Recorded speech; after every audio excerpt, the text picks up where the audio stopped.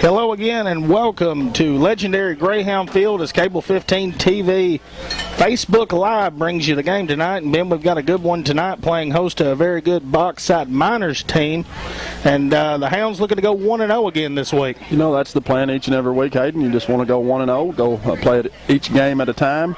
Got to watch these guys warm up before the game. They're going to be a true test tonight for the Greyhounds, but I think it's a test that the Hounds welcome with open arms, and I'm excited to see how this ball game turns out. They play in a tough conference. I believe it's the 8-4A. I'm not 100% sure. Arkadelphia, Nashville, among others, and they first game of the season they play Riverview, and they beat those guys 42-0, who won the 2-4A last year, conference champs.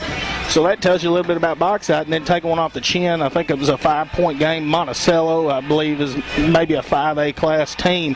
So, I mean, we've got our hands full tonight, and we can probably say this is the best team we've played thus far.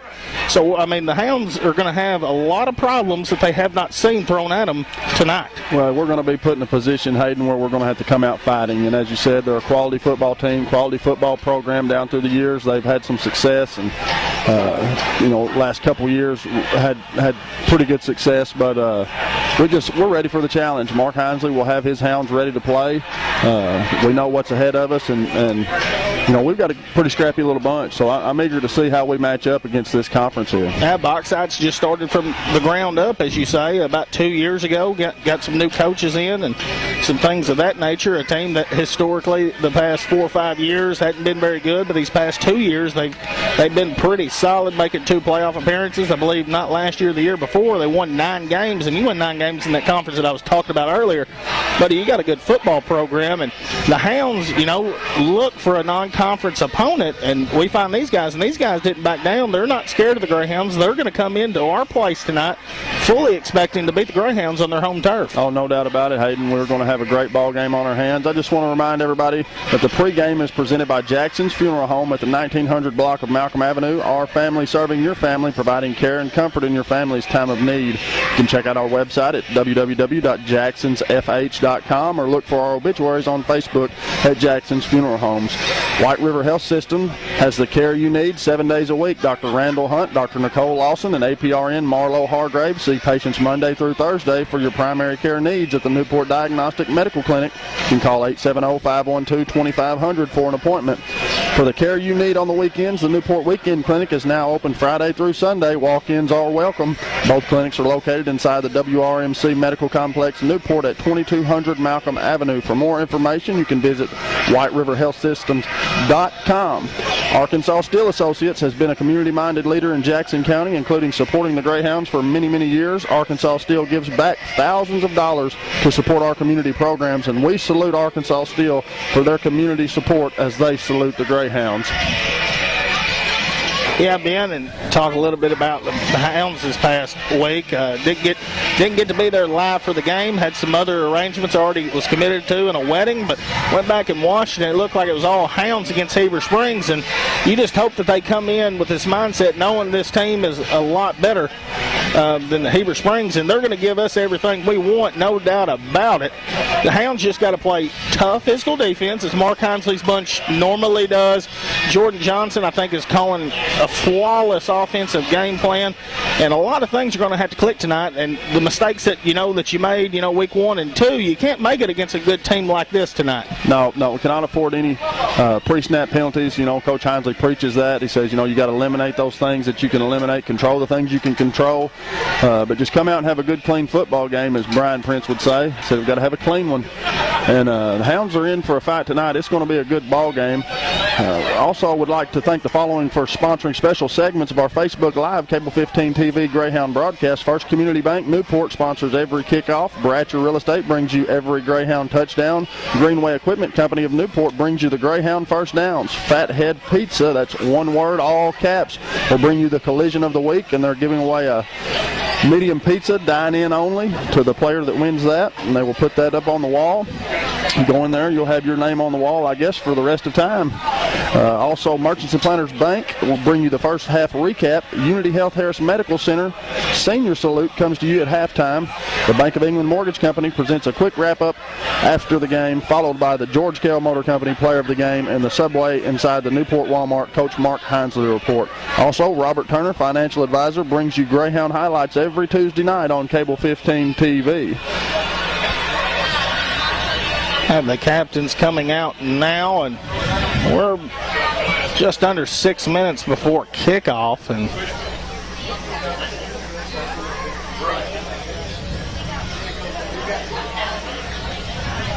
as Coach Hinesley is going to try to make his way to the field, and we'll try to go down to Dave here shortly as you get the captains right there, Tyler Johnson, Chris Reynolds, and Theron Davis. And boy, those are three good seniors. Three solid players right there, Hayden. I tell you what, they all bring a different element to the table, but Hounds could ill afford to lose any of those guys. Well, here's a big question tonight as well. Is Jadarius Reed going to play a little bit more offense? I know we've talked about, it's by design not letting him get to play as much offense, and he's moved from outside linebacker now to a safety position, and I really like him there because he's just an alley filler. Yep, he can chase the football, he can kind of just float, and he has a nose for the football anyway, so I think that is a great move. He is one of the, if not the best all-around football player on this Greyhound football team, and he's just an asset. And if you get that guy churning on the offensive end,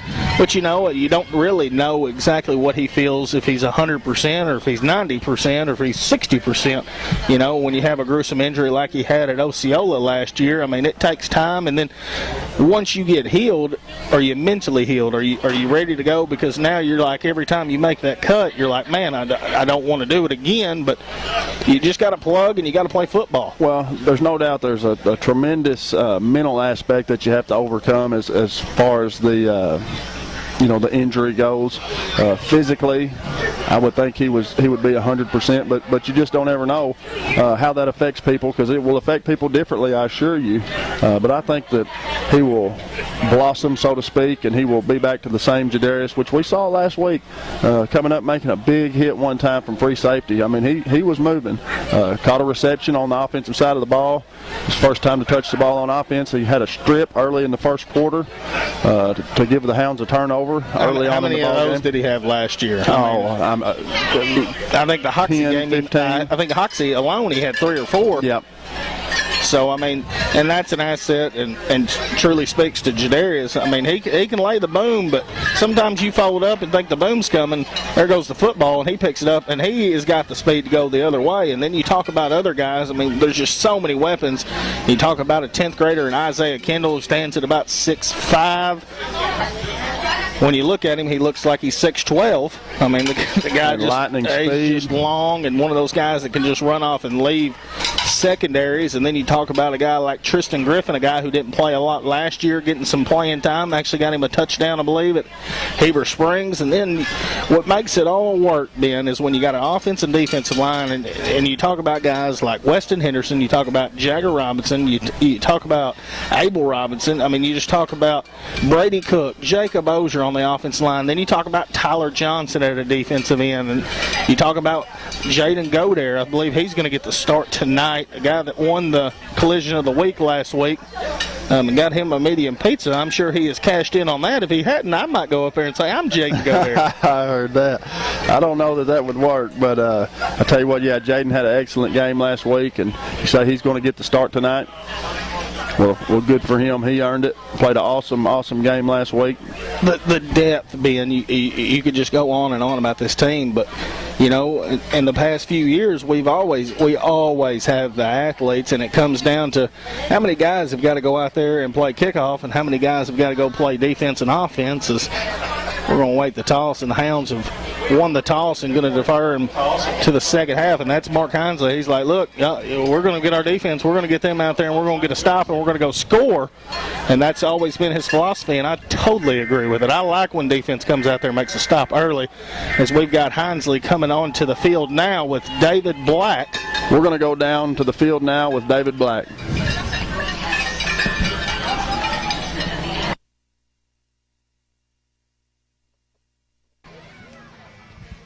Thank you very much. Coach Mark Hasley joins us for the pregame report. Coach, it's another Friday night and the Greyhounds are on the field.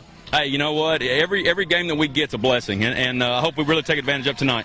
Well, you've got a football team coming in here. Bauxite Miners are 1-1, play tough competition, maybe a little better competition than what we've seen, but we worry about the Newport Greyhounds. We want to do well. We worry more about them than we do the team that we're playing. That's right. You know, they've got size, they've got speed, they've got a great coaching staff. They're everything that you think they should be. But once again, it's not about what they do, it's about what we do. And if we take care of Newport Greyhounds, we control, we can control. I love our chances. Injury-wise, where do we stand? We're good. We're ready to go. Coach, good luck to you tonight. Thank Go you. Hounds. All right, back upstairs. Now we're back up here. That was David Black with Coach Mark Hinesley down before the pregame, and look at those Hounds. Boy, they're hungry, and you can just, and I guarantee you, Mark Hinesley's and told them, hey guys, this is a big game, and you got to take every game like it is your last, because you really don't know with the COVID going on when your last game's going to be. So you got to play every game like it's your last, Ben. And this is going to be a good one, and it's going to be a dogfight tonight. Dogfight is the exact word, Hayden Schultz. It's going to be a dandy. The referee will tee up the ball at the 40. We're just about underway here. David Black making his way back towards the booth. Mr. John Miner joins us in the John Miner press box, as he does each and every Friday night. Glad to have him alongside. Talk about Jakeevan Davis here, Hayden. We saw him in pregame kicking. Looks like he's going to get the First Community Bank kickoff. Well, you go see Billy Kitty and those guys at First Community Bank, but Jakeevan Davis, a guy that plays the linebacker position, has worked his way all the way back from last year, had some things go wrong, and has worked his way, rightfully so, and got back on this football team. And he's going to kick off tonight. We saw him a little earlier. You know, we've had DJ Marshall, a guy who can kick it, and, you know, DJ at the beginning of the year, he's the kicker, and he's the number 2 quarterback, and then, you know, the freak accident with Eli. Now you're number 1 quarterback. We got to find us a kicker. As Jakeevan Davis wastes no time, and we're going to kick off here as a high kick, and it's going to be fielded around the 41-yard line. A fair catch call, and the Miners have good field position here. Time to see this Hound defense here, Ben. Well, that's what we want to see. Like you said, Hayden, Coach Mark Hinesley elects to defer if he wins the toss, and I like the call. You like the call. I think it's a smart move, and get these Hound defense fired up here. We'll just see what the Bauxite Miners have drawn up for us here, first play of the game. Kylan Ellis, Theron Davis going to be at the corners for us. Chris Reynolds and Tristan Griffin at the outsides, and Jakeevan Davis and C.J. Young on the inside linebackers. As first and 10 here for the Miners. Here's the snap. Go a little counter play down here. Got a little room, and Kylan Ellis is going to be first one to grab him and bring him down right around midfield. Big gain here for the Miners early. Give them 8 on the play, make it second and a couple. Good job of Kylan there, just scraping down and making the tackle. As the Miners look to go quick here, Jagger Robinson, Abel Robinson, Tyler Johnson, and Jaden Godare at the defensive line. Here's the snap, going handoff up the middle as he gets tripped up in the backfield. No gain on the play to bring up a big third down and short here for the Hound defense. As boy, he had a little room there, got tripped up in the backfield. He had the first down and then gets tripped up. So big third down here as we're going to get the crowd fired up as Randy C. does so well on the PA over there. And the Miners are going quick here. 11:05 remaining in the first quarter. Third and a couple at midfield for the Miners. Here's the snap, just a quarterback design, and it is stuffed by the Hounds. It's going to bring up fourth down and 1. Going to give him 1 on the play to get across midfield. And Miners more than likely going to roll the dice here, Ben. Yeah, I would say this early in the game, Hayden, that they're going to probably go for it. Big play right there. Abel Robinson in the backfield early. As the Miners are going to go for it, it's fourth down and 1 here. Watch the football, guys. 10:25 remaining in the first. Quarterback keep, and he's going to have the first down a little bit more as Theron Davis is going to bring him down right around the 42-yard line. Well, we knew coming into the game, Hayden, this was a quality football team, and they're not going to give you anything. You're going to have to earn everything in this ball game, and the Hounds have.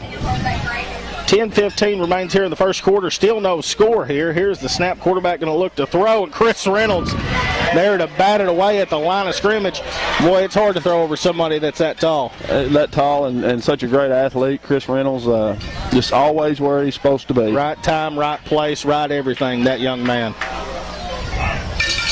Yeah, I've enjoyed watching that young man develop into the player he is today.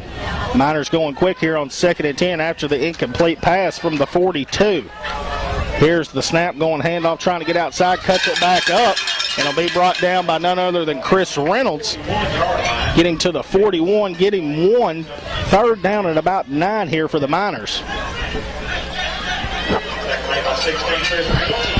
This is a football team that can throw it. They can throw and catch the football. As we got trips to the bottom of your screen here for the Miners. Here's the snap, empty backfield, quarterback throws, has got him wide open. Pass complete and brought down right around the 32-yard line, and I believe he has enough for the first, and we'll mark it, measure, and look, and they're going to give him the first down. And right on cue right there, David. 3rd down and 9 and complete the big pass. Well, that kid right there that caught the ball had 9 catches for 135 yards last week. 1st and 10 Miners from the 32. Fake quarterback design run.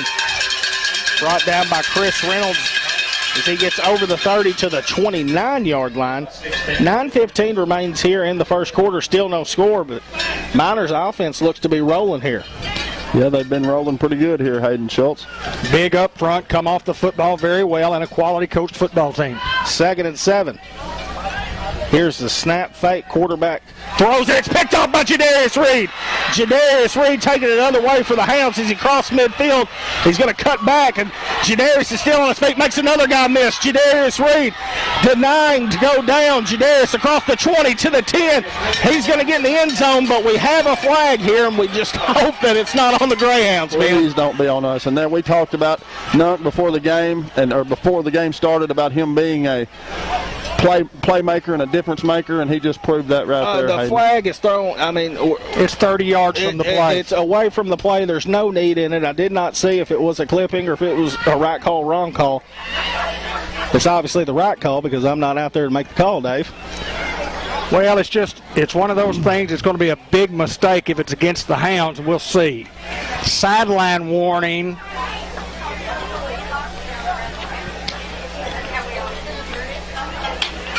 And then sideline warning, and then a block below the waist against Newport. 30 yards away from the ball, and those are the type of penalties that just really hurt you in football games. It hurts you, Dave, but a big play right there by Jadarius Reed, and a guy that hadn't got to play a lot of offense. He can turn defense and offense real quick right there. Well, a spectacular run for the score. He made the pick and looked like he might get caught from behind and cut back against the grain, and was phenomenal. There's a guy coming from behind him, and he has the vision to look around and see, well, I got to get away from this guy, and he does such a good job of evading the tacklers, man. Just a tremendous runner in Jadarius Reed. 1st and 10 for the Hounds at the 40. Here's the snap. We're going Davis up the middle. Davis does a little shimmy, stiff arm, trying to get outside, makes a guy miss.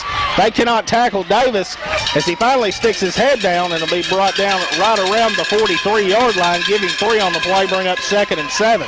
Just a good job of hard running right there. Offensive line just getting after folks.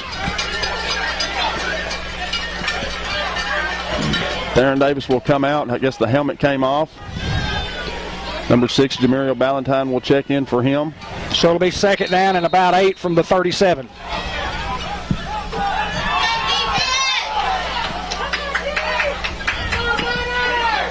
Ballantyne checking in the ball game at the tailback. Here's the snap. Just going to give him a little toss play. Played well by the Miners.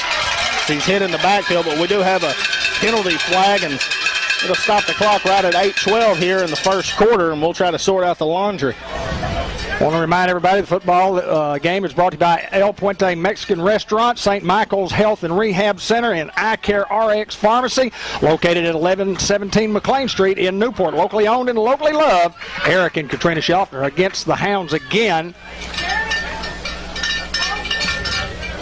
And Bauxite has the option to bring up 3rd down and 7 or 2nd down and 17. They want 3rd down and about 8.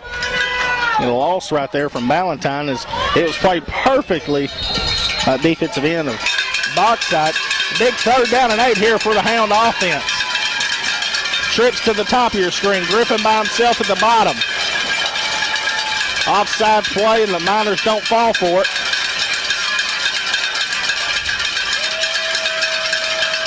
Here's the snap. Marshall looking to throw under pressure. He's got Kendall open, and Isaiah Kendall just goes up and gets the football and gets inside the 25-yard line for the Hounds.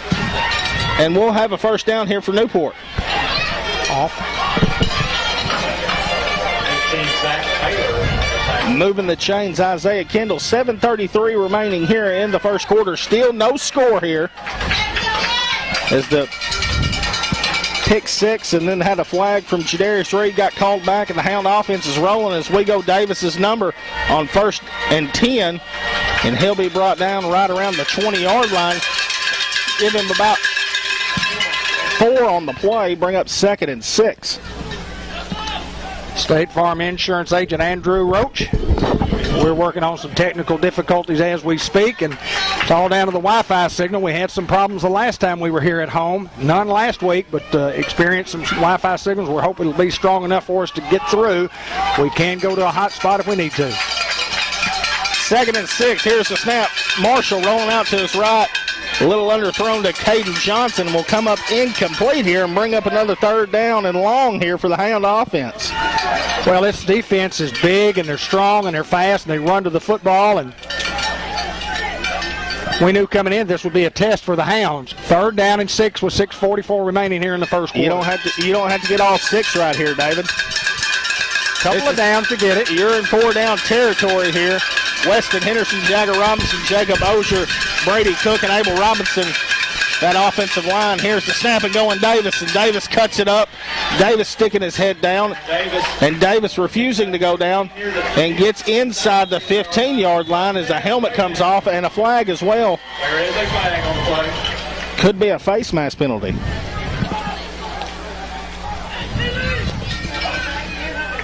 Connection back good, Dave, so we ain't got to use the hot spot. Good deal, good deal. 6:34, and this will be a big call right here. Personal foul, face mask from inside the 10. We'll move it half the distance. If it's at the 9, it'll move it inside the 5. Theron will have to come out for a play, I guess. Never understood that, how somebody can pull your helmet off. You still have to go sit out of play? And you go sit out of play. Well, if that was the case and I was the defensive coordinator, I'd tell those guys to tear Theron's helmet off every single play because I don't want him on the field. They've done it twice. Hounds try to put points on the board. 1st down and goal from inside the 5. We'll call it the 5. Ballantyne in at the tailback for the Hounds. Here's the snap going Ballantyne's name, makes a guy miss. Ballantyne reaching over, touchdown Greyhounds.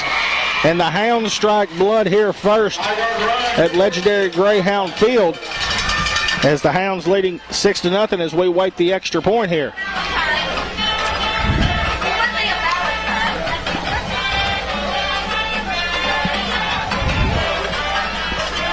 Another Bratcher Real Estate touchdown for the Newport Greyhounds. Bratcher Real Estate won. Real Estate, all your needs.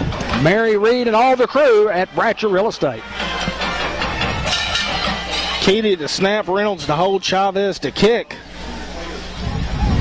Good snap, good hold, kick is up, and it is good, and the Hounds are going to be leading here 7-0 with 6:12 to go in the 1st quarter.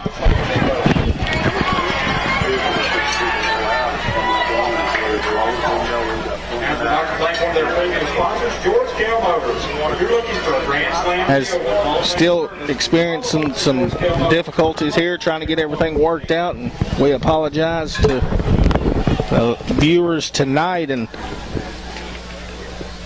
Jadarius Reed with a big pick here and ends up getting 6, but having a flag that was 30 yards away from the play, and just got to be more disciplined in that area, and then cap off with a 5-yard run from Ballantyne for the touchdown.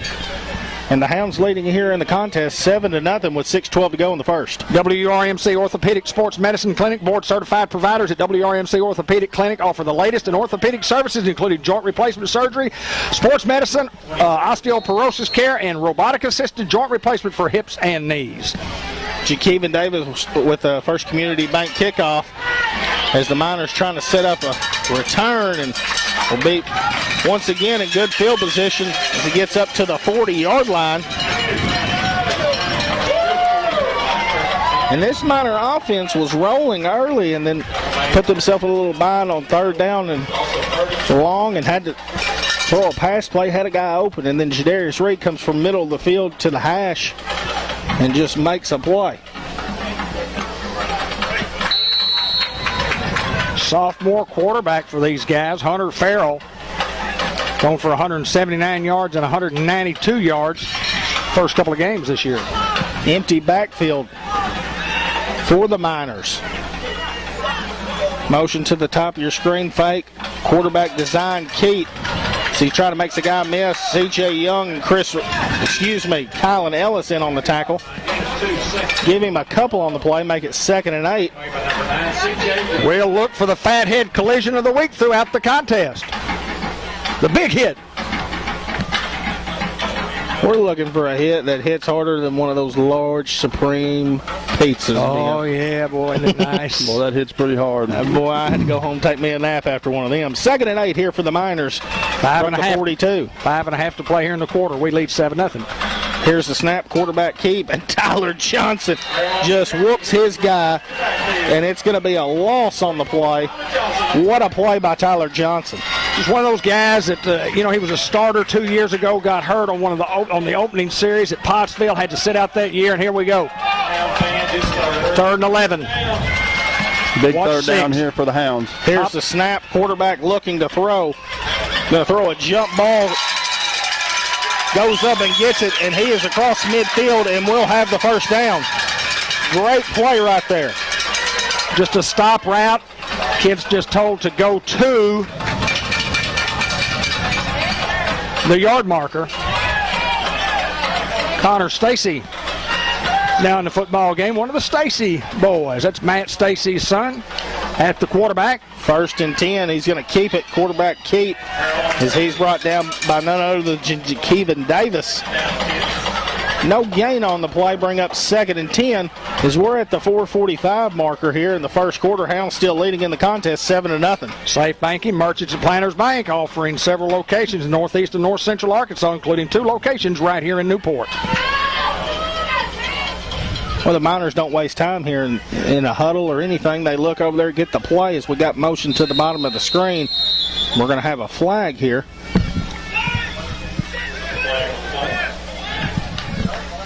We're going to have a false start against Bauxite. I didn't see anything, and this guy came and made the call.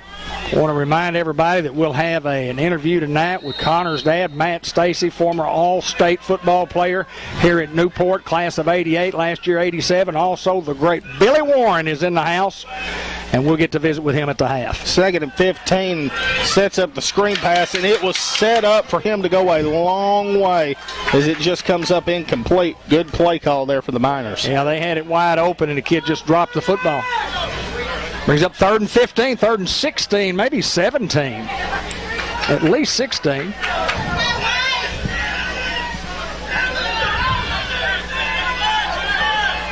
From the 46, here's the snap. Looking to throw. Got a man deep. Throws it up and makes the catch as he gets brought down right around the 12-yard line and just goes up and makes a play. Big play right there for the Miners. Good catch and throw. Well, excellent toss from Connor Stacy and an equal reception by Braylon Jonathan Walker. Miners going quick, quarterback keeping. There's a big lick by C.J. Young. Let's put him in the clubhouse. Put him in the clubhouse.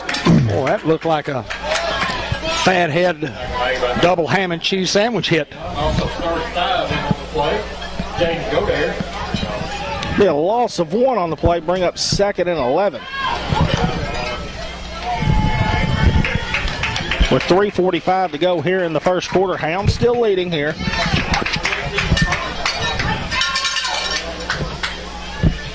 This Miners up-tempo offense, and see if this Hound defense can make something magical happen again. Here's the snap. Going to the big man right side. He'll be brought down right around the 11.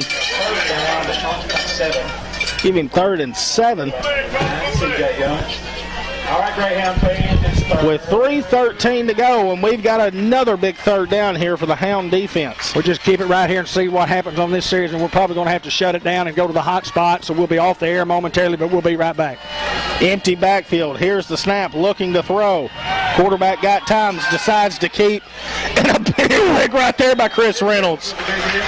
Put him in the clubhouse, Dave. There's a big lick. Chris Reynolds in the clubhouse now.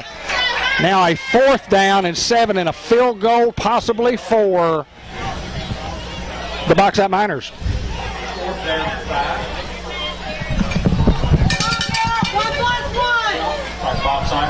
4th and 5 here, and the Miners will elect to kick the field goal here.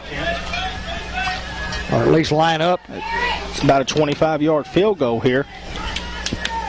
We'll watch this guy kick in pregame, and he's got the leg to boot it. And that hit number 2 Green at the Country Club, and it is good. Hounds still leading the contest 7-3 with 2:17 remaining here in the first quarter. Well, just good defense inside the 20-yard line when Against Newport. we're back on the air. I think so. We apologize. We've lost all of our viewers, and frustrating when you can't.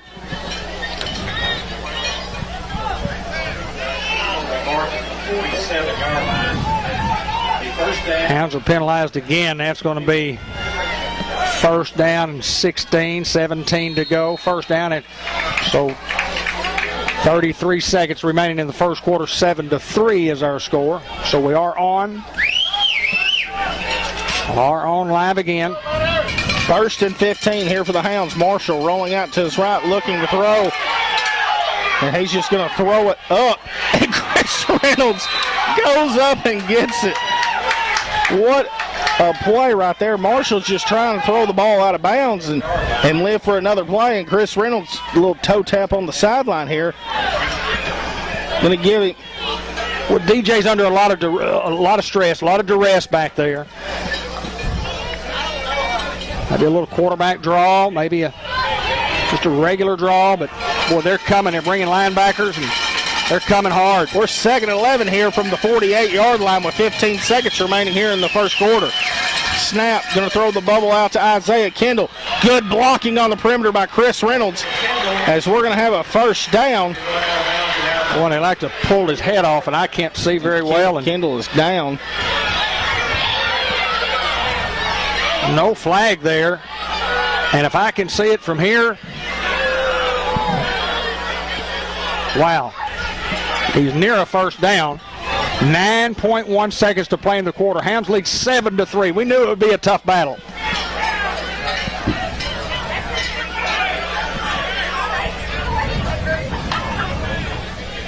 We'll go 10 to Isaiah there. And they're going to mark it at the 38, so just shy of a 1st down.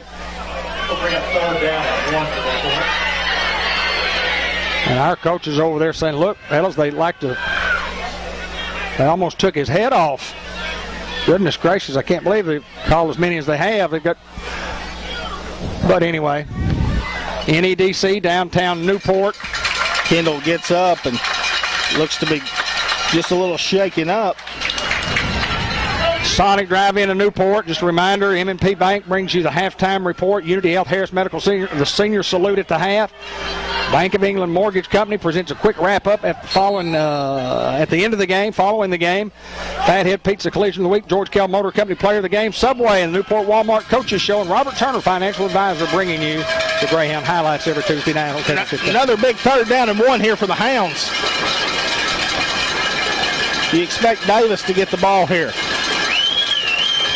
9 seconds remain here in the first quarter, and we're going to get another false start on the Hounds. Very smartly, they had a defensive call, and they shuffled down talking about the defense. And We've got two different calls. One guy said defense move first. Somebody said offense.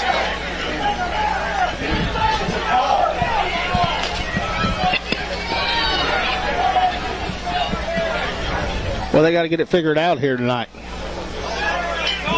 Well, there's been a start.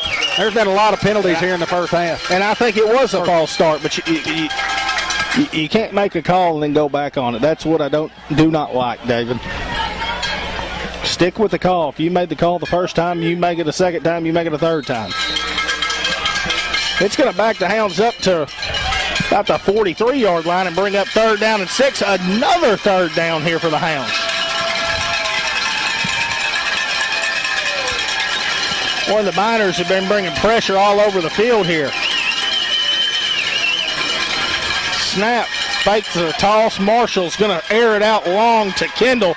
Kendall goes up and makes a big reception once again. Whew. How many plays does that kid make for us? That is unbelievable. I mean, just under pressure again, and DJ stayed right in the pocket. He threw it up, and Isaiah had his man beat, but he had to go high in the air to make the catch, and that's spectacular, Ben Black. Oh, just great throw and catch from Marshall to Kendall there.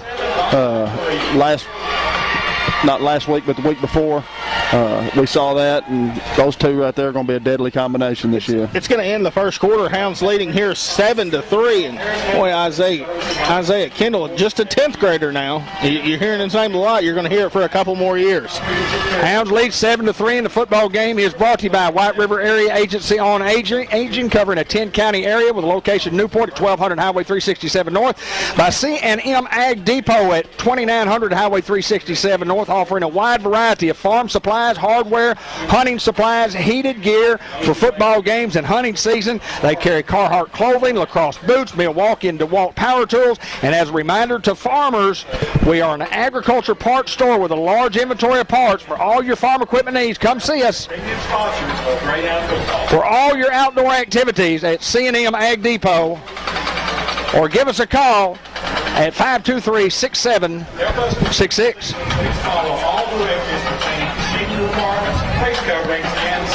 Guys, we're back on the air again. I assume we're doing better now on the hot spot. We apologize for going off the air.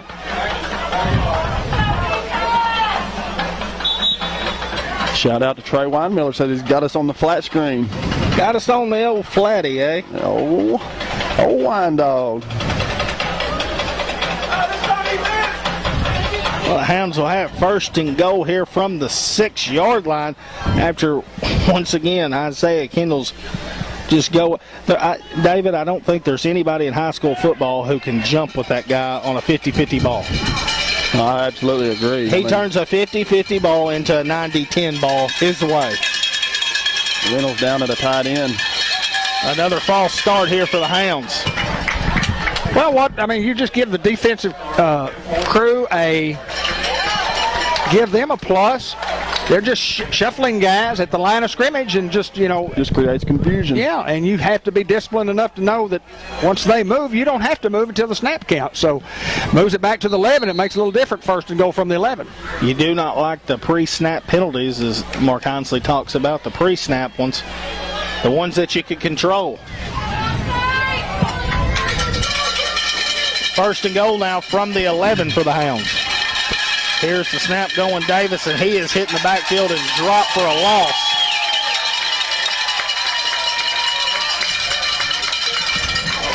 And you talk about a football team that plays in a conference with Pulaski Robinson, Nashville, Arkadelphia, Malvern, Ashdown, Fountain Lake, Harmony Grove.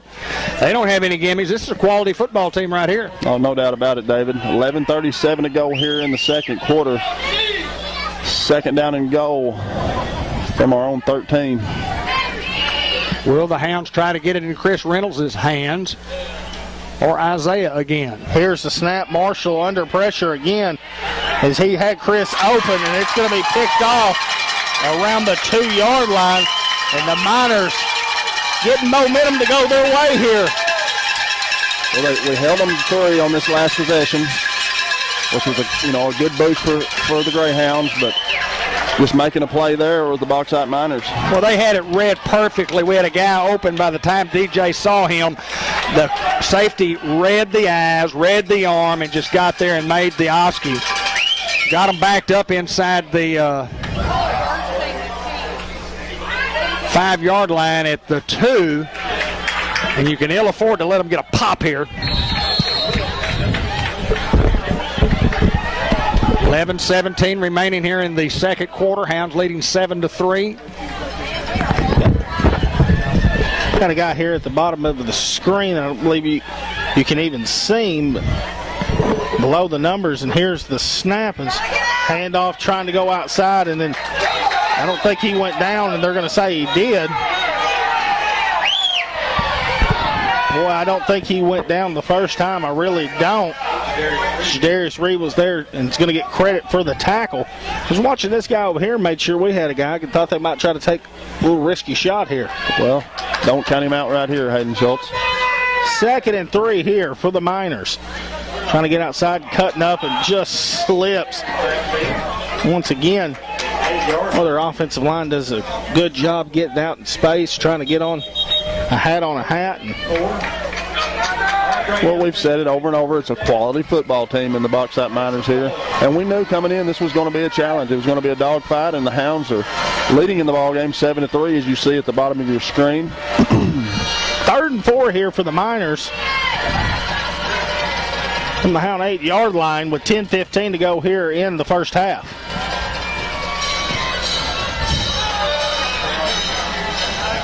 Got a heavy set formation. Obviously thinking run, and they do. Sticks the head down, gets across the 10 to around the 13-yard line. They just had us outnumbered over here by a couple of players. We'll have enough for the first down as the Miners moving the football here. Football game brought to you by Two Chicks Florist and more by Farmers Tire Mart by Norman Baker Pharmacy. And don't forget about Sports Unleashed every Monday night at 6 o'clock. Once again, overload that way as Tyler Johnson just whips his guy and gets in the backfield for a loss. Well, they're unbalanced on this side, and then they're bringing guys from the backside. And they're just running some power over here to their right, our left. Weston Henderson checking in at a defensive tackle position for the Hounds. We can't say enough about Tyler Johnson. Just a tremendous football player and just a good kid. As we're going to have 2nd down and about 13 here. Watch 6. Here's the snap. Just going to throw the quick bubble out here. And they've got numbers as Ballantyne holds on and pushes him out of bounds. Get him up to the 15-yard line. 3rd and about 8. Clock just under 9 minutes to go here in the second quarter. Hounds lead at 7-3. Miners once again going quick here with 8:50 to go in the first half, looking to throw. As the pass is caught, and we'll have enough for the first down, but we had 12 on the field, and Miners upset about as Jeremy Jarrett checks into the ball game. Here's the snap. It's incomplete pass, but we had 12 on the field once again. And the Miners, well, they're just going quick, not giving you time to sub guys out. There's 11 out there now, correct? Yes, but had a guy come off the field before after the snap was. They did it twice. Got away with the first time, but had the first down for the Miners, and that time an incomplete pass, and it will help the Miners. As it'll move them to the 30-yard line, up to the 30. Miners going quick again. Rightfully so. I mean, the Hounds are not adjusting very well to it, Ben. Just hard to get those guys in and out. Well, you talk about depth and you want to use those guys, but when a team doesn't give you a chance to, I mean, you just got to roll with what you got. So we're at the 8:30 mark here in the first half. Hounds still leading 7-3 in the contest. Fake quarterback designed run. As Tyler Johnson there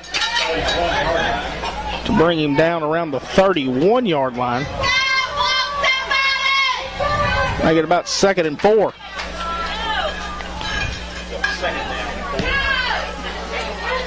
Empty backfield for Bauxite. Here's the snap. They were in flag motion. and Looks like a false start. got left a little early. And that can also come back to bite you too when you go that fast, Ben. You're just going, and then you get a false start penalty that backs you behind. So it now evens it back out to 2nd and 9 here for the Miners from the 26-yard line. Greyhound boosters include Dr. Kelly McKinney, Doyle Family Farms, Mark Manning Shelter Insurance, and Lou Allen and Company and Family, Howard's Glass Company, Churchman's Building Center, Brenda Benish, Modern Women of America. Got to go quick on the ads tonight, guys. Empty backfield, snap between his legs, and he's just going to jump on it around the 14-yard line. Well, I think that was a smart move by him just to fall on the ball because that could be a disastrous play for the Bauxite Miners. You pick it up and turn around, there's 4 guys there. A lot of things can go wrong, so rightfully so, he did the right thing. But now 3rd down and probably 20. This kid can chunk the football, too. Watch to the top of your screen. With 7:41 as he steps up in the pocket, and he's going to be brought down by Jaden Godare, the kid we talked about earlier, who has just earned his way into a starting role at the defensive end. Apparently a hard-nosed kid, just getting after folks on the defensive side of the ball, and well-deserved start tonight for Jaden Godare. Well, you think with 7:18 to go in the half, and nobody's punted tonight, correct? You think, well, we've got a high-scoring football game. Not really. And this guy can boot it a long way, and we'll just see if Theron gets a chance to return. There's a good snap, and he will get it off, and it was a good boomer.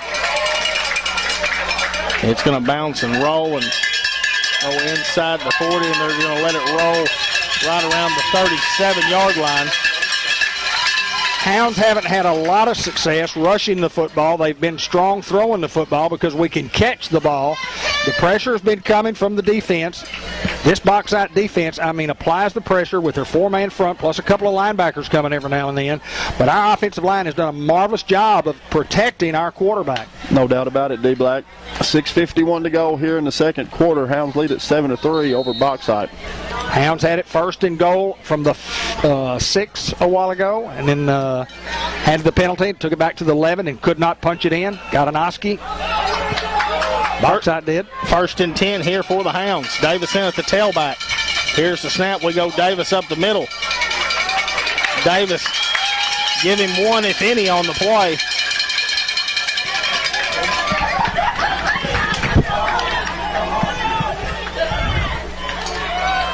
As the Hounds look to go up tempo now as well. 2nd and 10 from the 37. Here's the snap. Marshall going to throw the bubble out to Kendall. Good blocking by Chris Reynolds as Kendall sticks his head down and will be pushed out of bounds around the 48-yard line. 1st down for the Hounds, and that's a Greenway Equipment Company 1st down, Ben Black. Yes, sir. Go greenway.com. That's Greenway Equipment Company in Newport. We'll see Jesse and all the gang. We're just trying to get the ads in that we're supposed to, and boy, it's just been up-tempo quick, and we've had some things go not our way up here, and we're still plugging. 1st and 10 for the Hounds. Here's the snap. Davis up the middle.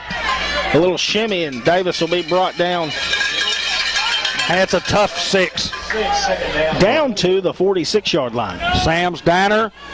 Plate lunches 5 days a week. Breakfast served in the morning. Fletcher Land Surveying. Before you build that fence, make sure you have the accurate boundaries. Kenny Fletcher can help you out. Give him a call at 523-5625. Yeah, not only with boundaries, but he does survey loan closing surveys, lot surveys, topographic surveys, pivot system surveys. He can do it all. Cha-Cha Fletcher, he and Jeremy Long. Gotcha. 2nd and 4 with Reynolds in motion. And once again, we're going to get another false start.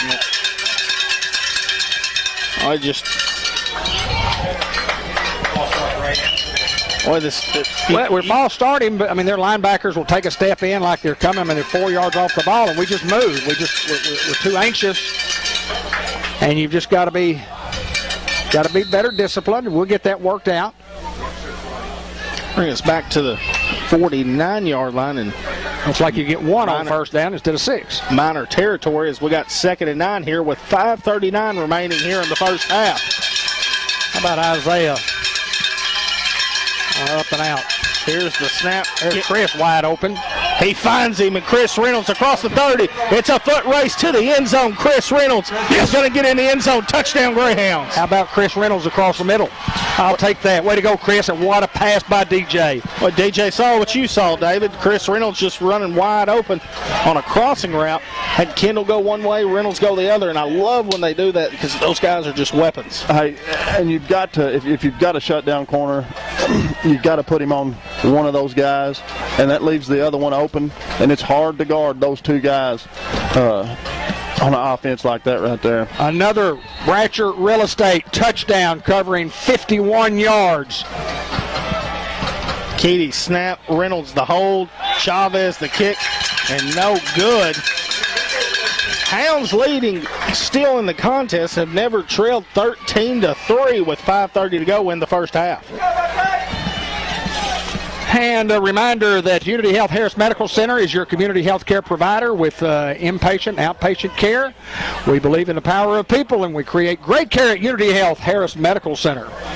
Other Greyhound boosters include Dr. Roger Green and staff at the Green Family Medical Practice over at the Harris Hospital Clinic.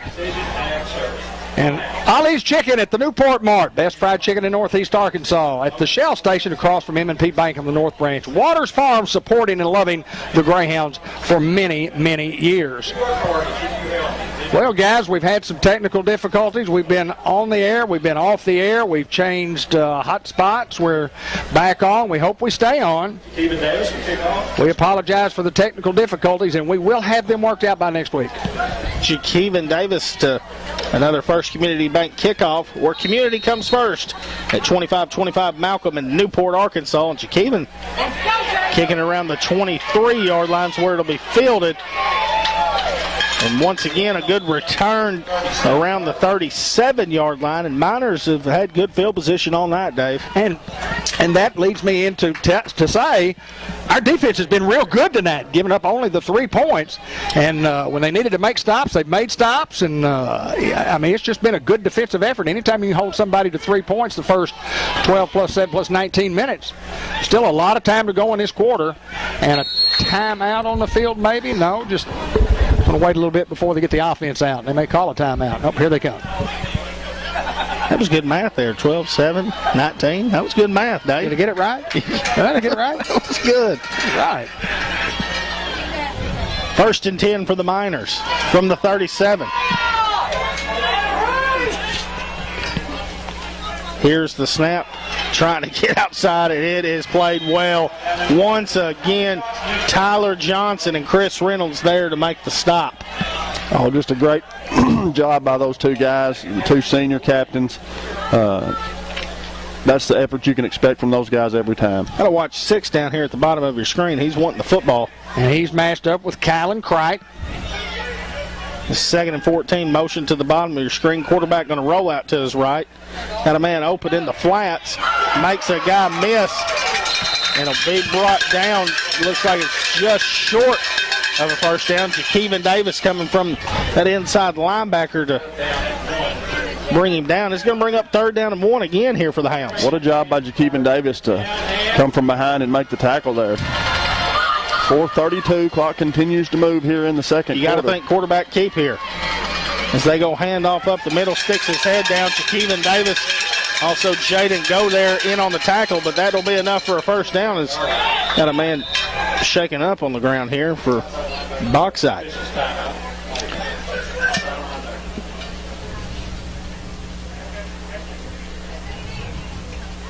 We have to stay right here on the air because we are live. I believe he just landed on the football. Football was on his stomach and landed on the football. Probably just knocked the wind out of him. He Connor, appears to be okay. Connor Stacy, Matt Stacy's son, and we'll talk with Matt Stacy and Billy Warren coming up at the half.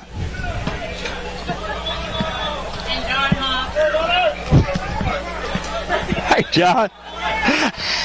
Is that right? I didn't recognize that old man. He can come join us for sure. Miners are going quick here as they're waiting for the Whitehead to blow the whistle, and here's the snap. Quarterback handoff and played well. Abel Robinson. Well, I watched that kid, and me and Dave, I believe, were sitting right there at midfield last year at a junior high football game, and we watched two plays, and I think we both looked at each other and said, this kid right here is going to play at week 10 this year as a freshman. That's exactly right. We did. We said, he'll play. Yeah, he'll be on the field. Not on the team. He'll be on the field. 2nd and 8 for the Miners. Going same play again, trying to cut up. It's Jakeevan Davis, and once again, Abel Robinson in on the tackle. Going to bring up 3rd down and about 7 here for the Miners. They get across midfield to the 49-yard line. 3:23 remains here in the first half. And the Hounds do get the ball here at the second half as we got motion to the top of your screen. You got to watch 6. Here's the snap, and they're going to try to throw to him. Under pressure, got a man wide open and just overthrows him. It's going to bring up 4th and 7 here for the Miners. Good pressure by the Hound defense there. Tyler Johnson, Abel Robinson. I believe Jagger Robinson there on the pursuit. 3:09 to play in the half, and these guys are going to go for it on 4th down and 7. Watch the football, guys. Here's the snap. Quarterback looking to throw. Throw, catch, complete. 1st down for Bauxite.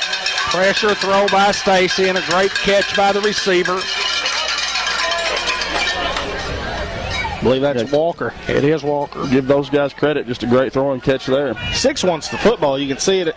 He wants the football for the Miners. As we're 1st and 10 going quick. Here's the snap. And he's going to look to him and try to throw him a shot as it's just overthrown. As Valentine Reynolds there in the coverage for the Hounds. Clock will stop with 2:51 to go.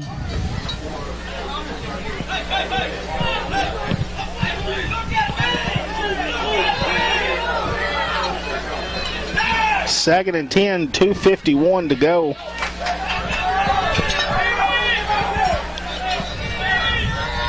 For the Miners at the 39. Here's the snap going handoff to the big fella. He once again, he just gets tripped up, man. We were talking about 7 earlier in warm-ups. Man, he just looks good, doesn't he? Boy, he's got the frame. He's got the size. Looks like a big-time player. It's going to bring up 3rd and 10 here for Bauxite with 2:25 and clock continuing to roll here in the first half. Hounds still leading in the contest 13-3. And that is Farrell, the quarterback, and not Stacy.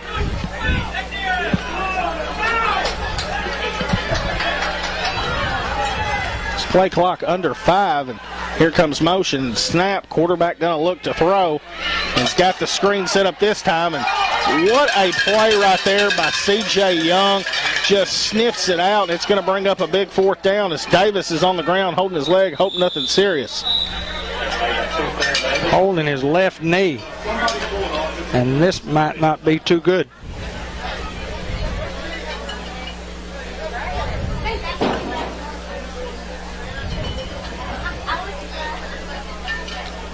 Oh, my.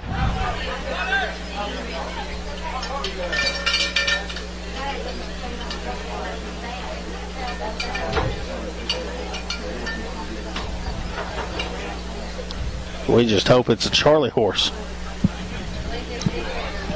Well, I didn't see what happened, but I know when you grab that leg like that,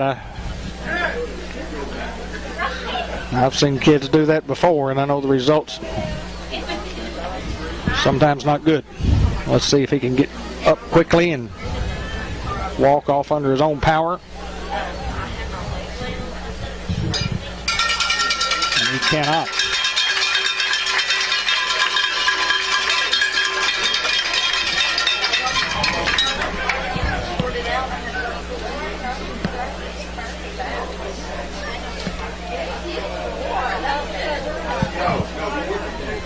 Great sportsmanship there from the Bauxite Miners. Absolutely. Absolutely.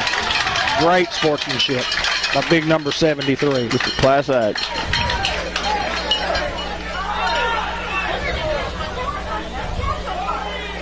We'll try to get a halftime report, on Theron. So we've got a big 4th down and 5 after that. The Miners empty backfield. Offsides play, and Hounds don't fall for it. Clock under 145. This is the snap, and quarterback looking to throw as he's hit. It comes up incomplete, and will be a turnover on downs. Now, as a head coach and an offensive coordinator, what do you do with all 3 of your timeouts, 1:37 to go, and you get ball at half, David Black? Well, you gotta see if you can make something happen here, even without Theron in the ball game. You've got other guys that have shown that they can tote the load, and you hate to lose a guy like that. But next man up. Next man up. We hope Theron's okay. Josh Drennan checking into the ball game. C.J. Young in at the tailback. Here's the snap, and we go C.J. C.J. will be brought down for a big loss. Weston Henderson getting after his man there. Yeah, he was. And 2nd down and 11, as now we're at the 1:15 marker, and Hounds are going quick.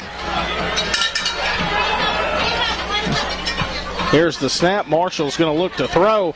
Throws it to Kendall, and it comes up incomplete. Clock will stop at 1:05. Brings up 3rd down and 11 for the Hounds. 3rd and 11 with 1:05 to go, and might go dead play, call a timeout, and think about it as the clock is stopped here. And the Hounds leading in the contest 13-3, and you just don't want to give the Miners the football back here, David. Yeah, you certainly don't. You certainly don't want to turn it over.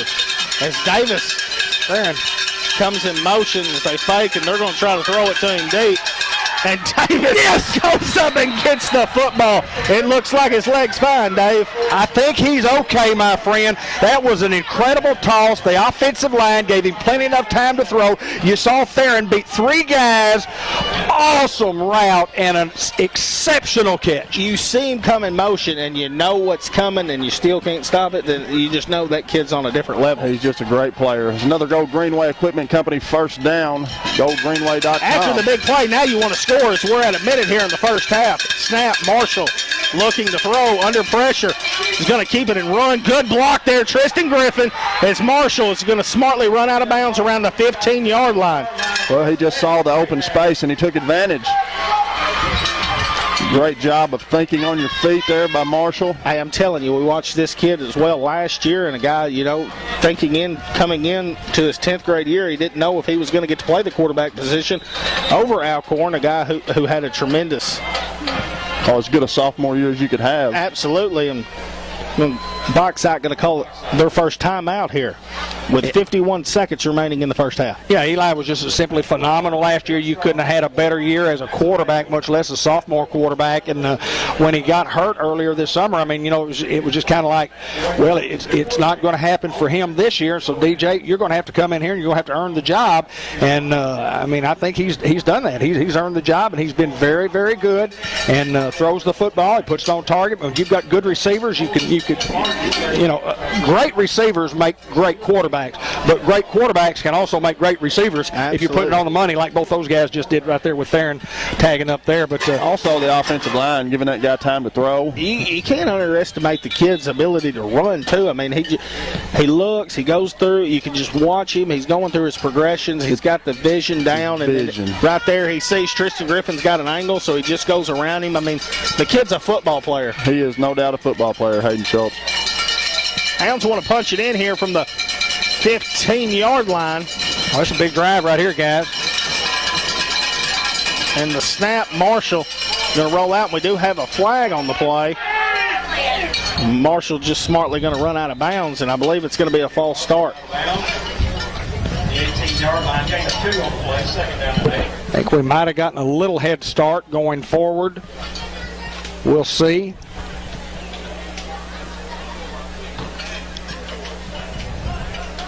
Ball on the 18-yard line.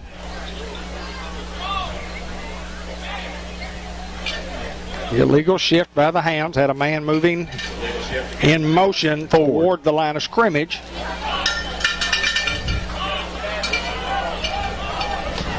Trip sets to the bottom of your screen. Hounds will back up. They'll move it back to the 20. First and about 15 here for the Hounds now. 45 seconds remains here in the first half. Hounds want to get in the end zone. Hayden Johnson in motion to the top of your screen. Here's the snap. Marshall rolling out to his right. Throws it back to Chris Reynolds. What a pass right there. Touchdown! Running to his right and comes back across his body, almost like a shortstop throwing it across the diamond, and finds Chris Reynolds for his second touchdown of the night, David Black. Bratcher real estate touchdown, but let me tell you what, a great call from Jordan Johnson, and the key to that play right there was the man in motion going that way. You saw the safety man go with him, and when he did, you could see Chris going to cut right in between a safety and a cornerback, and that is a huge play in this football game as the Hounds score. Hounds going to call a timeout here to cover a little Bratcher real estate there. As you know, we're right here, right around the 25-yard line, and we're like, do you go for it? And then you make the big play with Davis over the shoulder that gets brought down, inside the 40 to about the 38-yard line, and then the Hounds cap it off with Chris Reynolds there to score the touchdown right before the half. We got 33 seconds remaining here, and we'll await the two-point conversion try here for the Hounds. Whew. Yeah, I tell you what, I've just been trying to play catch-up the whole night, and it's just been hard to do. You're old. Yeah, you're right. You're right. I'm working harder now than I did last week. And last week I called the game and I did the ads, and I don't know, I feel out of sync. I need a water. We got a water? Yes, sir. I'm sure we can get that up for you. Big points for the Hounds. This is the Newport Greyhounds. Let's move up. Go Hounds.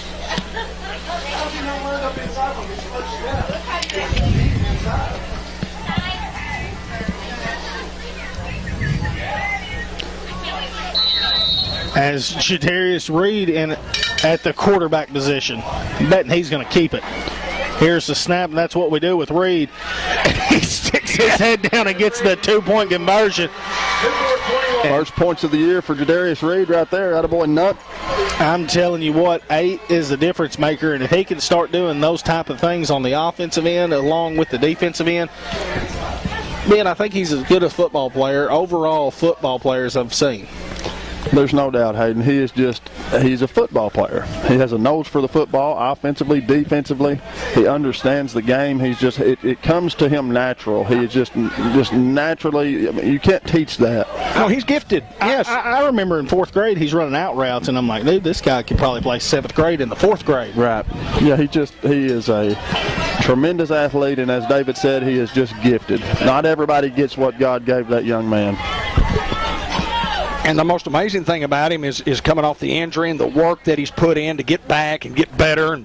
Oh, because it's gruesome training to get back healthy in the short amount of time that he did. These guys are capable here of putting points on the board, so we have to cover.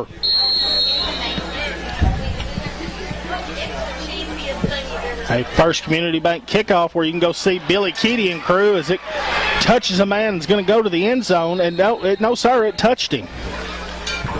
I think anytime it goes in the end zone, high school ball, even if it touches him, Dave, are you positive on that? Pretty sure. We'll have to call the man to figure out. I'll call Terry Watson or I'll call Kevin Jumper tomorrow morning. And I'd like to find out. We'll see. But I think I may be right. I think I could be right. Even if you're wrong, David, you're going to say you're right. No, I would admit I was wrong. I'd take full responsibility of being wrong, always. Hounds just need to play 32 seconds of good defense right here.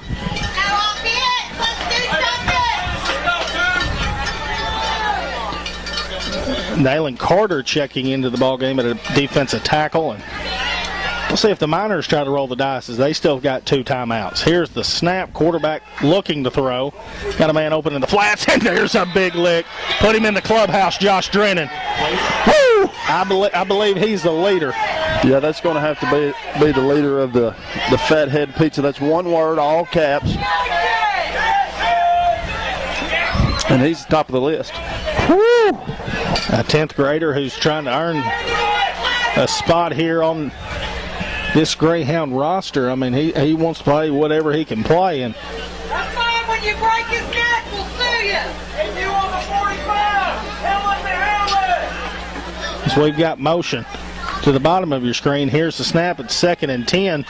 Miners got a man open midfield as Tristan Griffin will bring him down, and he'll be brought down around the 37-yard line. First down for the Miners with 20 seconds to go in the first half. And a couple of timeouts left, but they're going to go quickly. Got to watch a shot here to 6. 6 is their guy. And they're looking that way here to the sideline. As he's going to get the first down right around midfield here. You cannot give up one here. You cannot give up a long one here. Hounds just trying not to get beat deep as clock stops at 13 seconds, and Miners want a timeout here.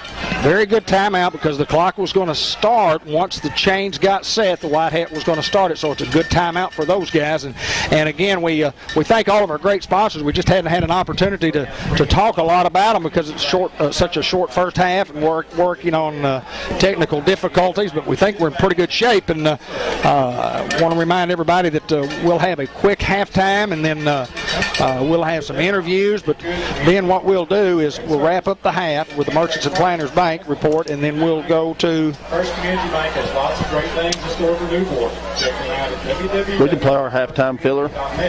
the Unity Health report. 790-83. I think it's Chris Reynolds, isn't that right? Jagger Robinson, Or is it Jagger this time? I believe so. I think Jagger went, yeah, that's fine. Premium sponsor, Dr. Joe Barker, will search And what I'll do is I'll go down on the field, and as soon as the latest technology. we'll have the cheerleaders and the whippets, and as soon as they are off, I'll be down on the 30-yard line, and we'll have a report with at least Matt Stacy and Billy Warren and maybe John Hobbs. Oh, he said he's coming on. Come on, John Hobbs. 3 former Greyhounds. Well, not at quite midfield as that motion to the top of your screen once again for Bauxite, and looking to throw to 6. And Darren Davis will bring him down right around the 40 and should have enough for a first down. And the clock stops right under 7 seconds. You're going to have to take a shot here.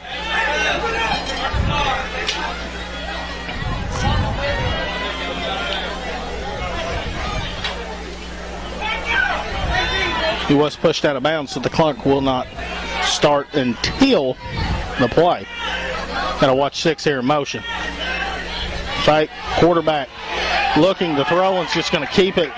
He's thought he was brought down as Jaden Godare is going to bring him down, but that's going to end your first half with the Hounds leading here 21-3 over the Bauxite Miners. Merchants and Planners Bank for safe banking and the latest technologies in the banking industry. We're still providing hometown care and service. You can pay with your Visa debit card or now pay with your phone or your watch. For details, call Merchants and Planners Bank at 523-3601, member FDIC. Guys, first half thoughts?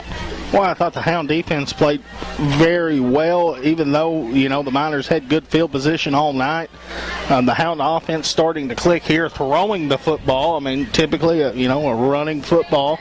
But DJ Marshall, I think, has played exceptionally well. And then you talk about Chris Reynolds, who's had a phenomenal first half, and hope he can continue to do so in the second half, Dave. Ben Black. Oh, just phenomenal job by the defense. Just to only allow those guys 3 points. Just played exceptionally well. Hounds offense got to roll in there as of late. Bauxite Miners, let me tell you what, they're a quality football team, and this ball game's not over. this is going to be a tough second half. We're going to have to come out. We're going to have to make a few adjustments and do the right things that we need to do to put ourselves in a position to hold this lead and go home with the win. Halftime report brought to you by Merchants of Planters Bank. We'll have the Unity Health Harris Medical Center senior salute coming right up.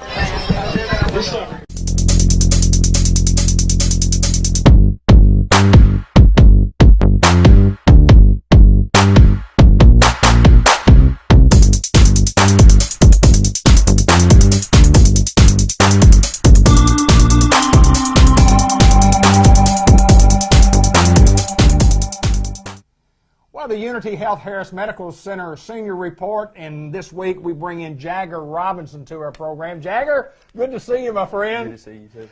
Jagger's one of those offensive linemen for the Newport Greyhounds, and we were talking about before we got on, when we score touchdowns, they usually don't say it's Jagger Robinson with the big score, but it's usually Jagger Robinson and a host of guys that help us do all the scoring. Talk about being an offensive lineman for the Newport Greyhounds. It's fun. Coach Johnston, he's a great coach. He teaches us a lot, and he helps a lot. Hey, let me ask you this, and you talk about Coach Johnson. When he first got here last year, and I've heard a lot of the guys say, weren't quite sure, but then after a little while you got sure and you got confidence in that guy, and he formed last year. We didn't think going in, we said, well, offensive line may not be real good, but we were a pretty good offensive line. Yes, sir. He really helped that a lot. Yeah, I guarantee you he did. I got to ask you, tell me a little bit about your family, Jagger. My dad's Renard Robinson. My grandpa's Renard Robinson. My other grandpa was Don Green. A lot of people know him. Everybody knows him. Yeah, for his electrical. Everybody knows him. That's really it. Right. I got to ask you this. You mentioned your dad, and you had told me that you were 8 or 9 years old when he passed away. And do you ever remember going to any games that he played in when he was number 2? It's kind of hard to remember that. I know that. No, I've watched some film over There him. you go. There you go. He's a pretty awesome player. Yeah, he's really good. He was a good player. Yes, sir. College player. Yes, sir. College player. Well, I want to ask you a couple of things here that, you talk about being an offensive lineman. You have to have a strong will to be able to do what you guys do. Tell me about a practice session. Like in a normal practice session, in a normal offensive scheme, what do you guys do? What do y'all have to do? Well, we'll show up to the locker room, get dressed, whatnot. We'll come outside, do our stretches, and we'll either start defense or offense. If we're starting offense, we'll Coach Hinsley or Coach Johnston, whoever's there or whoever's directing us to do whatever, he'll have us line up, and just start from there, run through plays. Usually it's not too hectic at first. Right, yeah, got you. When's the physical part start? When you get into the season? Y'all do a lot of hitting early on in the season when you're getting pads? Well, usually about this time, there wasn't all the sickness going around. We would be doing that right now. We'd have pad camps. But because of all that, we can't. I know you're a physical football player. You've been in the weight room. You've dedicated yourself to playing at this game. Yes, I want to go back a little bit to how'd you get involved in the Pee Wee football and kind of talk about that a little bit. Well, in the 3rd grade one day, I believe it was Miss Amy Driver. She came in, I guess it was all the classrooms. She came in my classroom asking who would want to sign up to play Pee Wee football. And I sat there for a minute, I thought about it. And I just said, I raised my hand, I said I would. And that was really it. I started from there. Yeah, and Pee Wee football is a great program. What did Pee Wee football, where along the way did you decide, I kind of like this, it's a lot of fun, and I may want to be a Greyhound? Where in Pee Wee football or something? Where along the way did you decide you want to be a big Greyhound? I want to say it was probably the last, Well, I'm going to tell you what, it is a great honor that I went through the Bauxite minor stands and I just picked out 4 Bauxite minor fans tonight. And I come up with Phil Stacy, I come up with John Hobbs, I come up with Matt Stacy, and I come up with Billy Warren. And let me tell you what, I'm honored beyond measure to be down here on the field, on Greyhound Field, with these 4 Newport Greyhounds. I know you pulling for Bauxite, but I know your heart's always, listen, I know your heart's always on this field. Matt, thanks for setting this up. Hey, it's an honor, David, just to be mentioned with a lot of these guys that we see on your show is just a complete honor. We all bleed orange and black. We might be cheering for a different version of black this week, but we bleed orange and black, and we're right here. John Hobbs, 12, tell me about it. What was it feel to be out here on this field again? I know it's a little different than what it was when all of us played on, but what does it feel to be out here? It's still hot, and I'm still sweating, so put me in, Coach. Put me in. Put us in, Coach. Phil, you and I go back a little older than these guys. We played a long time ago, and, my kids tell me all the time, said, I know when you played it, you had to take your helmet off, and you had to fold it up and put it in your back pocket when you played. We're not that old, are we? We're not quite that old yet. We only have the one bar on it, but they weren't leather. All right, I want to talk with Billy Warren for just a second. In our Sports Unleashed program, we named the 100 greatest players in Greyhound football history, and our guys wanted to name 11. And I said, guys, you can't name 11. I mean, you can't. I said, you might get 30, 40. So I just started naming players. I've been doing this for 39 years, been a broadcaster for 39 years. I started naming players, and I just kept naming players. And I said, guys, we can name 250. We can name 250. But I will say this. Great player. Phil, me and you we're Greyhounds at heart. Yep. But what has been considered the greatest football player of all time to ever play on this field right here, Billy Warren. Welcome back, sir. Thank you. Glad to be here. Tell me about what's going on in Billy Warren's life. Tell us a little bit about you. What's going on? Where are you, and what are you doing? Actually, I'm in Atlanta, Georgia. I'm with the City of Morrow, the Public Works Director. My beautiful wife, Linda, is here with me tonight, and we're just living a dream. When's the last time you've been to this field to watch a football game? This is the first since I've left high school. Yeah. So Matt called me and said, hey, look, we're getting together. I said, where's the band going to be? And we drove in late this afternoon and just glad to be here. Well, I do want to mention this, and we talked with Billy, and you played with Drew Stacy. You played with Drew Stacy. Drew Stacy, bless your heart, and love you and miss you. And you guys were like brothers, and the Stacy family was like your family. Absolutely. Still are, till death do us part. Till death do you part. John Hobbs, could you give us, I asked Billy, he said he could give 8 or 9 plays. How many plays could you give us tonight if we needed you? For the Greyhounds. Send me long. Let Matt block for me, and then we'll run a fake with Billy, and you two guys just get in the way. We'll be all right. Phil, how awesome is it to be back at this stadium and be at Newport, Arkansas? A long time ago, we played in the 70s. I mean, how good is it to be back? Oh, it's incredible, man, and it's good to see the tradition still going on, I can just talk from mine, from 79 for the next 10 years till Matt got into the game. Newport was giants, captains of the football game right there, and it's glad to see the tradition still going. Yeah, no doubt, Matt. I appreciate you. You've got a son that plays out there, and it's tough. It would be tough on me to have a son. My kids played here, and it would be very, very tough. And I know it's tough on you. Sure. Because you got to yell for your kid. You got to yell for your team. Absolutely. But it's tough, and you're wanting to win, and you want to beat those Greyhounds, and there's nothing wrong with that. But I appreciate you putting everything together for us. Hey, it's awesome. We circled this game on the schedule a year ago. My son came to me and said, Dad, we're playing Newport. I said, son, I know. I said, I'll cheer for you. So it's great. It's awesome. It's great to be back here, to see the field, to see the fans, to see everybody still rabid about football here at Newport. And we're always Greyhounds. Always Greyhounds. Well, I tell you what, you're going to make me cry, I'm telling you. An awesome, awesome night to have you 4 guys come down here. And John, I didn't know you were going to be here. But I know you watch our show some, and we watch our show some, and we appreciate that. And you guys, whether you're on Facebook or not, get on Facebook sometime and watch on Monday nights at 6 o'clock, because we talk about the Newport Greyhounds, and I'll promise you we'll talk about the Bauxite Miners too this coming week. I am honored that you guys could spend a few minutes with me personally. You know, the great Bud Black called the greatest call he ever called was a run that Billy Warren ran, I believe maybe in 1980 against Nettleton when you broke, I don't remember whether it was 9 or 11 tackles, but it was 11 tackles. Billy, remember. I remember the shoot. There you go. It was the greatest run in Newport High School football history.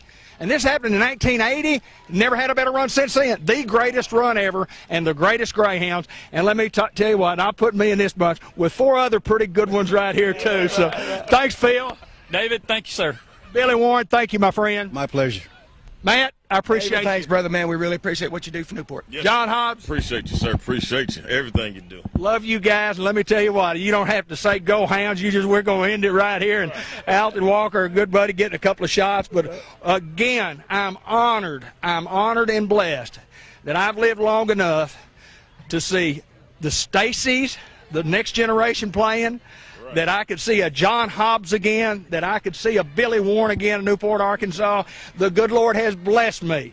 He has blessed me immensely, and I appreciate you guys from the bottom of my heart. Go Hounds for my part, and we'll see you the next time. Thanks, guys. Back upstairs. That's all. Last play of the game. And It's a physical game, yeah, isn't it? I had no remorse for it. And I realized that I like playing football. There you go. Well, that's the whole idea of the game, is to punish the opponent. Yes, sir. I like that.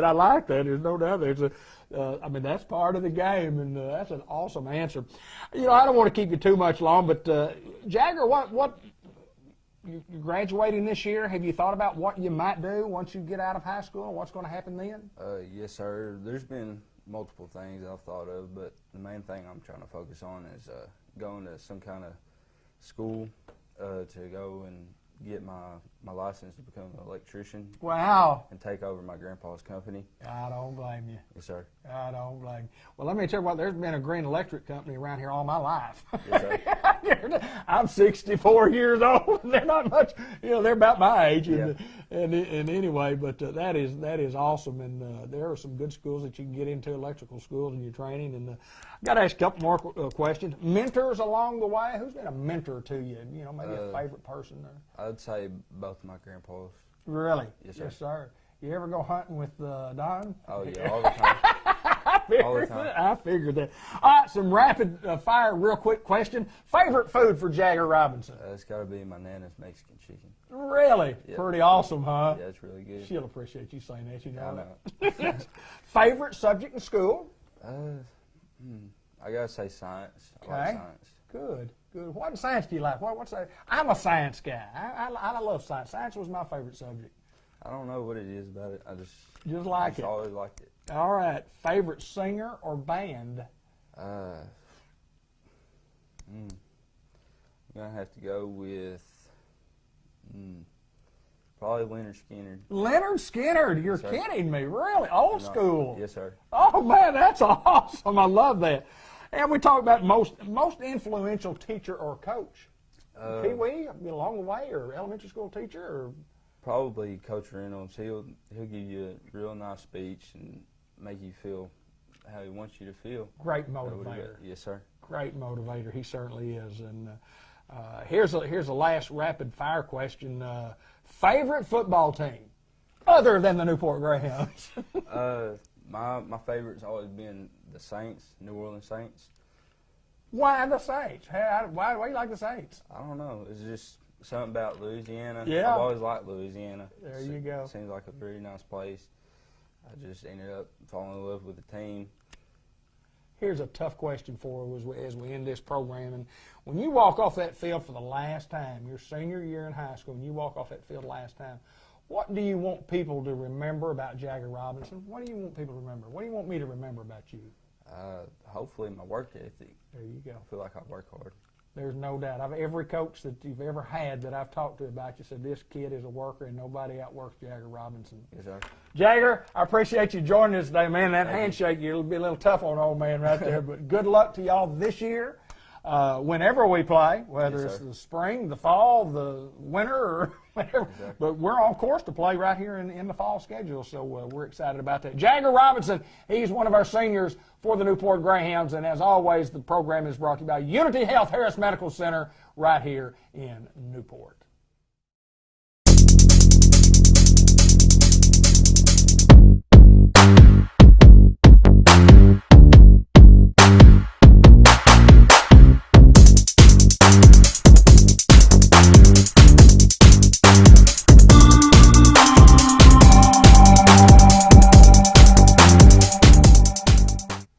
Well, the Unity Health Harris Medical Center Senior Report, and this week we bring in Jagger Robinson to our program. Jagger, good to see you, my friend. Good to see you too. Jagger's one of those offensive linemen for the Newport Greyhounds, and we were talking about before we got on, when we score touchdowns, they usually don't say it's Jagger Robinson with the big score, but it's usually Jagger Robinson and a host of guys that help us do all the scoring. Talk about being an offensive lineman for the Newport Greyhounds. It's fun. Coach Johnston, he's a great coach. He teaches us a lot, and he helps a lot. Hey, let me ask you this, and you talk about Coach Johnson. When he first got here last year, and I've heard a lot of the guys say, weren't quite sure, but then after a little while you got sure and you got confidence in that guy, and he formed last year. We didn't think going in, we said, well, offensive line may not be real good, but we were a pretty good offensive line. Yes, sir. He really helped that a lot. Yeah, I guarantee you he did. I got to ask you, tell me a little bit about your family, Jagger. My dad's Renard Robinson. My grandpa's Renard Robinson. My other grandpa was Don Green. A lot of people know him. Everybody knows him. Yeah, for his electrical. Everybody knows him. That's really it. Right. I got to ask you this. You mentioned your dad, and you had told me that you were 8 or 9 years old when he passed away. And do you ever remember going to any games that he played in when he was number 2? It's kind of hard to remember that. I know that. No, I've watched some film over There him. you go. There you go. He's a pretty awesome player. Yeah, he's really good. He was a good player. Yes, sir. College player. Yes, sir. College player. Well, I want to ask you a couple of things here that, you talk about being an offensive lineman. You have to have a strong will to be able to do what you guys do. Tell me about a practice session. Like in a normal practice session, in a normal offensive scheme, what do you guys do? What do y'all have to do? Well, we'll show up to the locker room, get dressed, whatnot. We'll come outside, do our stretches, and we'll either start defense or offense. If we're starting offense, we'll Coach Hinsley or Coach Johnston, whoever's there or whoever's directing us to do whatever, he'll have us line up, and just start from there, run through plays. Usually it's not too hectic at first. Right, yeah, got you. Where's the physical part start? When you get into the season? Y'all do a lot of hitting early on in the season when you're getting pads? Well, usually about this time, there wasn't all the sickness going around. We would be doing that right now. We'd have pad camps, but because of all that, we can't. I know you're a physical football player. You've been in the weight room. You've dedicated yourself to playing at this game. Yes, sir.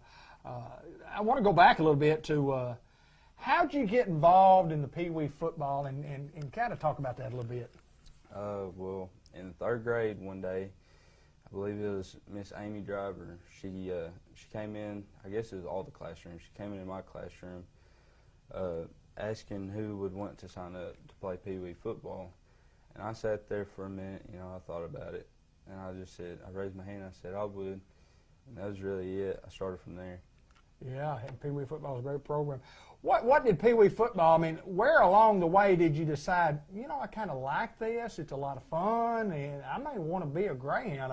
Where in Pee Wee football or something? Where along the way did you decide you want to be a big Greyhound? I want to say it was probably the last, game of my 3rd grade year. I realized I really liked football, and it was a mean reason. I ended up cracking a kid's rib the last play of the game. And It's a physical game, Yeah, isn't it? I had no remorse for it, and I realized that I like playing football. There you go. Well, that's the whole idea of the game, is to punish the opponent. Yes, sir. I like that. I like that. There's no doubt. I mean, that's part of the game, and that's an awesome answer. You know, I don't want to keep you too much long, but Jagger, what you're graduating this year. Have you thought about what you might do once you get out of high school and what's going to happen then?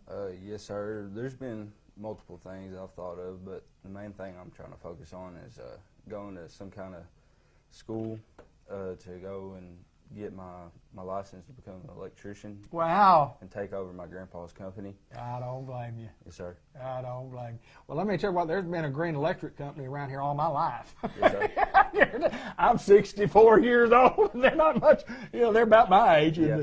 And anyway, but that is awesome, and there are some good schools that you can get into, electrical schools, in your training. And I've got to ask a couple more questions. Mentors along the way? Who's been a mentor to you? You know, maybe a favorite person there? I'd say both my grandpas.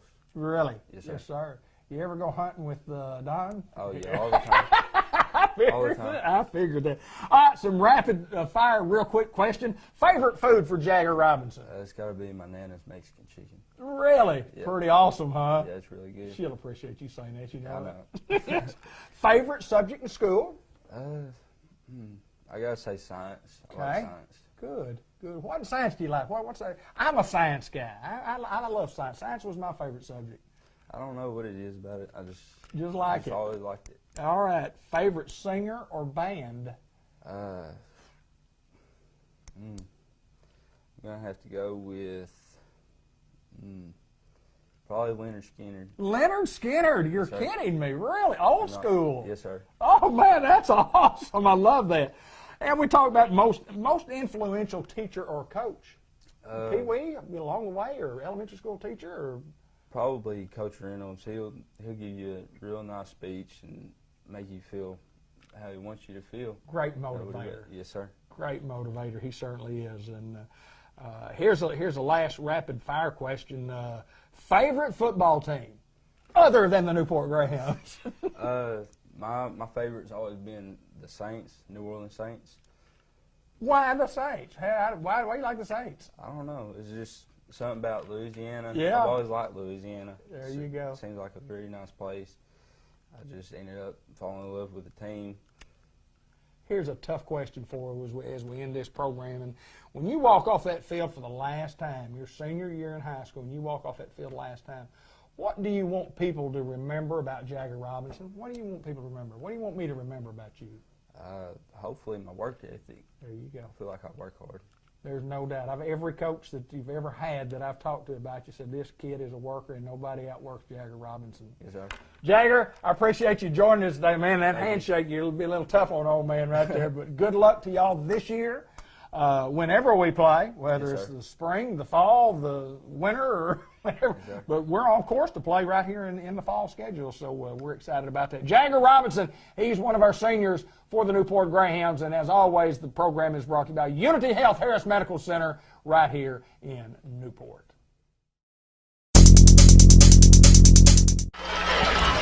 Well, welcome back, and I can't express enough to those Newport Greyhound guys that I just got off the field with. I mean, what are the chances that 4 former Greyhounds will be in the stands, in the visitor stands, pulling for a team and pulling for the same kid? I mean, what great support the Stacy family has, and just an honor to get to see those guys. I mean, that was awesome for me, fellas. I mean, it was really awesome. Well, you had 4 who were probably in the top 100. Well, these guys wore the Greyhound uniform proudly, and of course you saw in the interview, one of the greatest runs in the history, probably the greatest run in the history. Billy Warren broke 11 tackles, against Nettleton for a touchdown. Broke 11 tackles, guys. I thought it was 9. On the field, wasn't it? I thought it was 9, but Billy let me know. No, it was 11. It was 11. Every one of them touched him. But what a great opportunity. The Hounds have an opportunity here, up 21-3, and they get the football to start the second half. They need to play a mistake-free football game and keep keep from having those silly penalties that hurt us a little bit in the first half. And watch the squib kick. I know we didn't get to see, the people viewing now didn't get to see it, but watch this high end over end onside kick, sort of, as C.J. Young's going to field it for the Hounds, and he's going to try to get outside, and got a guy by the horse collar, and it'll be brought down around the 45-yard line. Good field position for the Hounds here. I think you'll take that every time starting out, especially up 21-3. Thank all of our great sponsors. We probably haven't done them justice tonight. We certainly apologize for that, but the first half went so quickly, and then we had the technical difficulties, but back going strong once again and ready to roll. Come on, Hound Dogs. 1st and 10 for your Newport Greyhounds from the 45-yard line. Davis in at the tailback. Here's the snap, just going toss, trying to get outside is Davis. What a block there as Davis tries to go back, cut field the other way. Good block by Kendall. And Davis somehow still on his feet and gets up to midfield, down to the 49-yard line. That's a heck of a run for a pickup of 7. Talked about it week 1. I mean, it's Tecmo Bowl, and he's Bo Jackson. He is no doubt Bo Jackson, and brother, he has played well tonight. Had a little scare earlier, came off the field, and apparently went over and stretched it out, and Hoyt checked him out and said, hey, you're good to go. It was a First Community Bank kickoff that the Hounds handled well. So we got 2nd and 3 here for the Hounds. Marshall looks to throw. He's got Kendall. Kendall, stiff arm, and will finally be brought out of bounds as we've got some extracurricular going on. You got to remain cool if you're the Greyhounds. Take your lick, get up, tell him good lick, come on back to the hole. Great job, Isaiah. As he gets down to the 36-yard line for the Hounds. Greenway Equipment Company, 1st down here for the Newport Greyhounds. 11:33 remaining here in the 3rd quarter. 21-3. Throwing the screen pass out to Chris Reynolds, and he'll be brought down for a loss. As he'll go back to the 39-yard line. Excuse me, 41-yard line. Loss of about 5. 2nd and 15.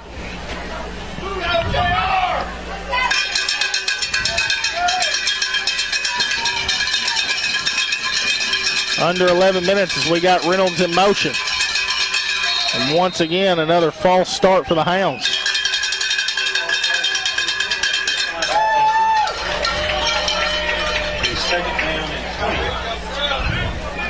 Well, just again, you know, we go in motion and they just make a little clap signal and holler out what they're going to do defensively, which is fair as you can be. And the Hounds just struggling, just jumping. 2nd and 20 from the 46 now, with 10:40 remaining here in the 3rd quarter. Hounds are going backwards. Trips to the top of your screen with Johnson, Kendall, and Reynolds. Cripe by himself down here. And the screen pass will come up incomplete. Got some laundry on the field down here at the bottom of your screen. Probably got some at the top, too.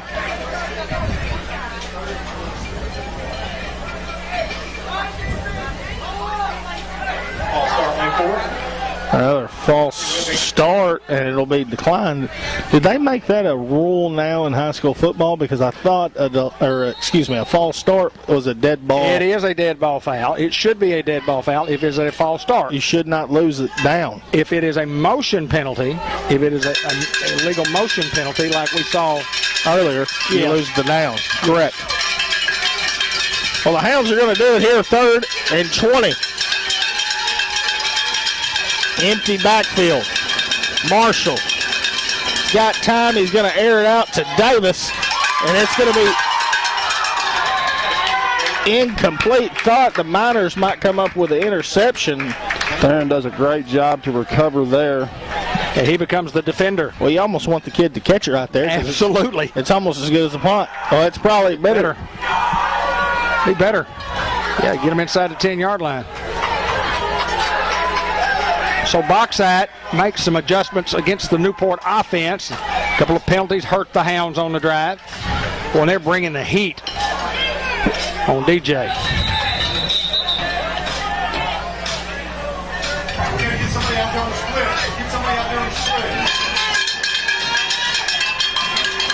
Devin Braxton, there's nobody out there on him. And DJ, okay, they're going to adjust us. When DJ is your punter and nobody goes out on that guy, you give him a little, hey, start running, I'm going to throw it to you. It's Will Keedy to snap. And Kylan Ellis in motion. Great snap once again from Will Keedy. Fair catch called, and we'll come up with it.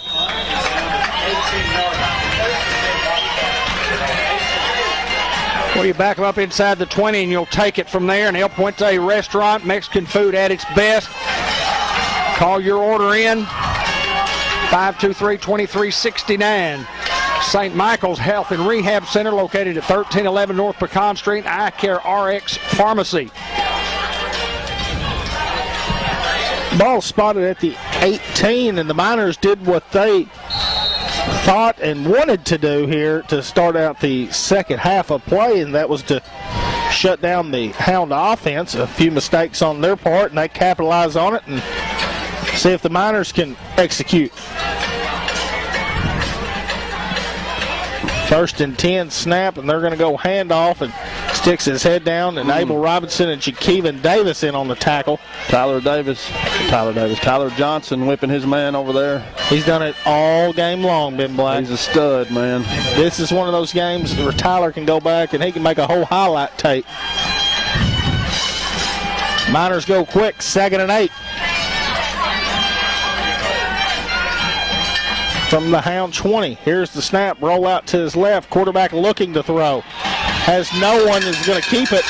And he's got a little room as he is across midfield and will go out of bounds, and he brought down to around the 48-yard line across midfield as C.J. Young there to make the tackle.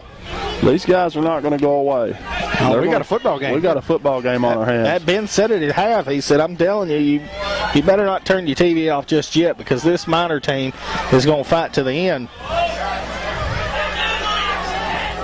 1st and 10 for Bauxite. Empty backfield. Quarterback looking to throw. Slant over the middle is incomplete. I don't know if I want to caught that one, Ben. Well, that's pretty dangerous territory, no doubt. Brings up 2nd and 10 after the incomplete pass. We need some help over here. Empty backfield, quarterback looking to throw.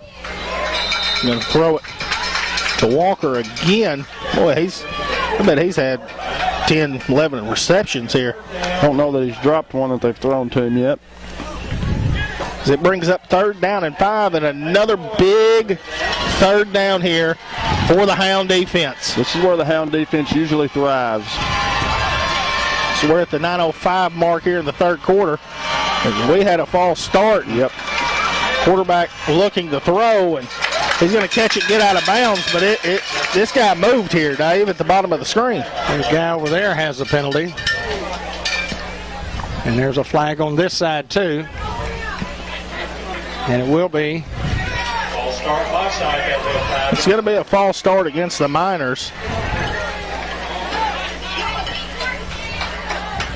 As Jeremy Jarrett checks into the ball game for Jagger Robinson.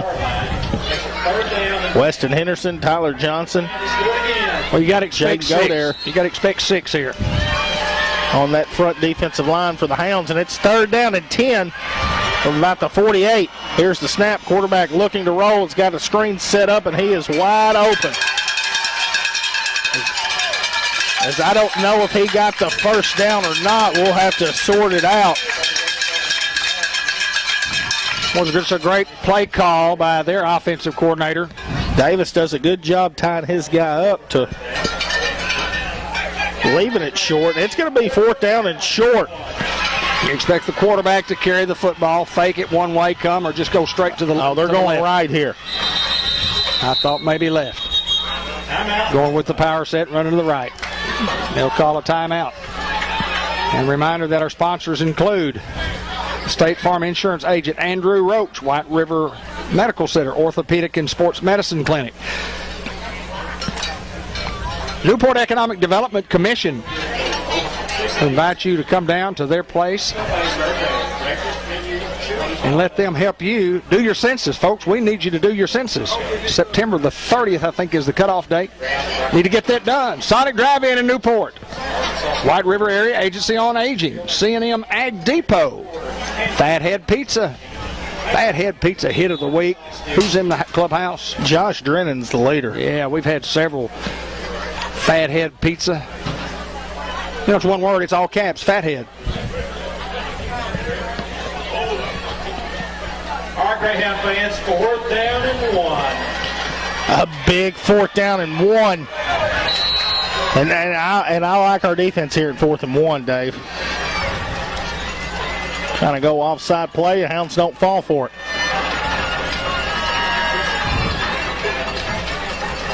Here's the snap. They're going the power side. And got a hole, and he's going to walk into the end zone. Touchdown Miners. Their first touchdown of the night.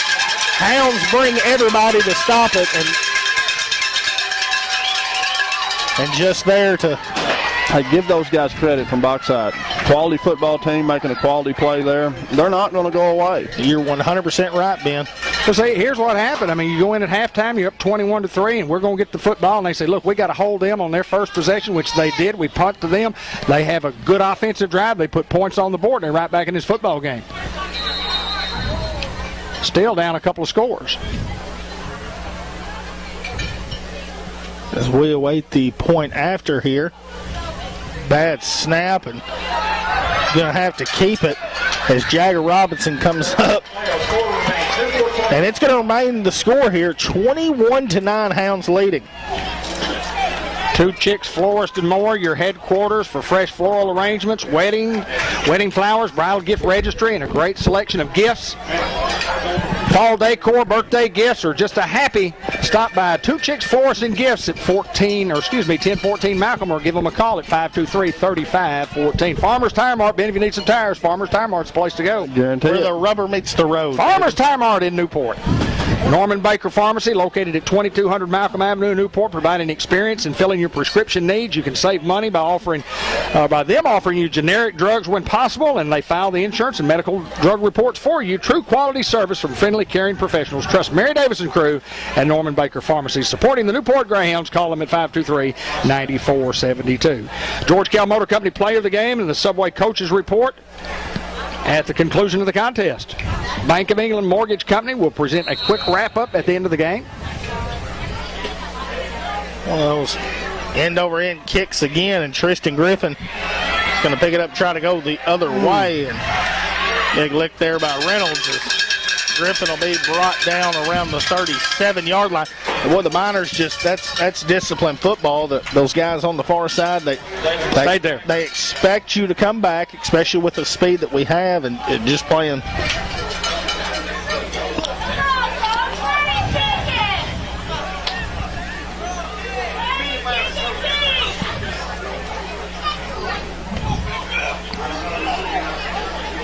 Can the Hounds muster up some offense here? Can we stay away from the 5-yard penalties? First and 10 for the Hounds. Here's the snap. There go Ballantyne. Boy, he runs so hard as he's still on his feet across midfield. And Ballantyne refusing to go down, and he'll finally be brought down We've seen to the 40-yard line. We've seen it week after week with Ballantyne. He just gets hit and refuses to go down. That's a great run by Jamario that time. Awesome run. 7:59 to go here in the third quarter. Hounds lead 21-9 over the Bauxite Miners. Well, dynamite comes in small packages, Ben Black. Couldn't have said it better myself, Hayden Schultz. First and 10 for the Hounds. From the 40. Trying to knock on the offsides against Bauxite. What about a chain gang, guys? It's got to be a sideline warning. You can't have an offsides tacked on to the. It's got to be the sideline warning. Moved up to the 35 now, 1st and 10 from the 35. Here's the snap, go Ballantyne, spin move. Ballantyne trying to get outside, be wrapped up, and finally slung and thrown out of bounds.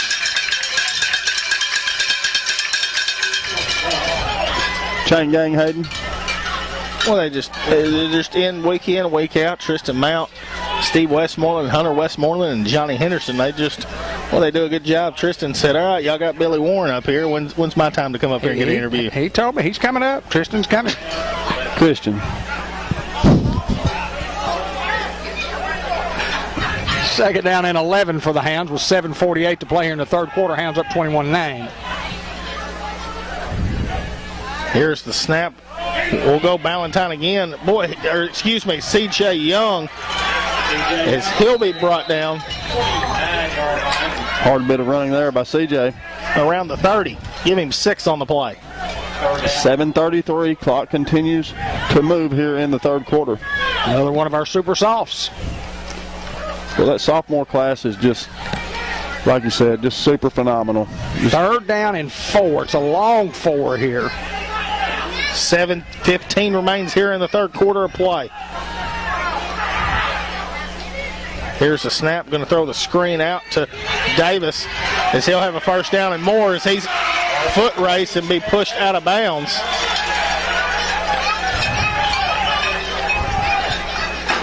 Inside the 10-yard line, I believe. Well, when Theron turns it on, he turns it on, don't he?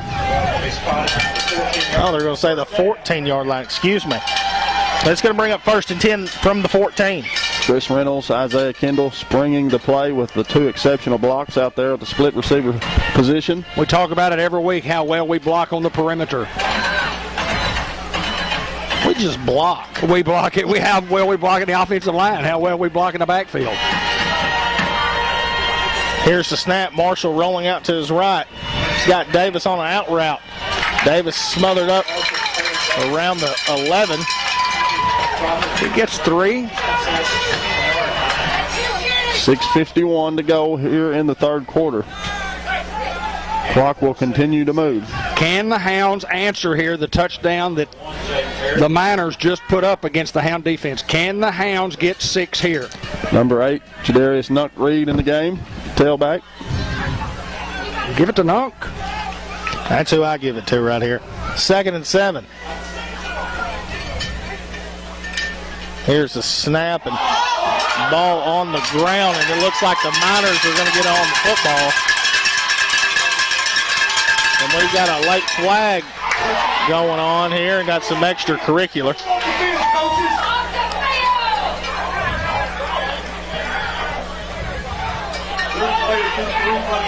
What the Hounds did not need was a fumble.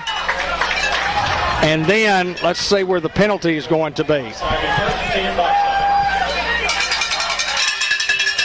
You learn a lot about your football team, David Black, when you're met with resistance. And the Hounds have definitely been met with some resistance tonight from this Bauxite Minor Ball Club. We knew they weren't going away. We knew they were a quality football team. How do you respond when things are not going your way? That tells the tale right there. Adversity is going to hit you in the mouth at some point. Absolutely. In a football game. And the good teams respond to it and take it off the chin and say, hey, I want another one. And instead of the ball being down at the 12-yard line, the Hounds are going to be penalized 15 yards this way.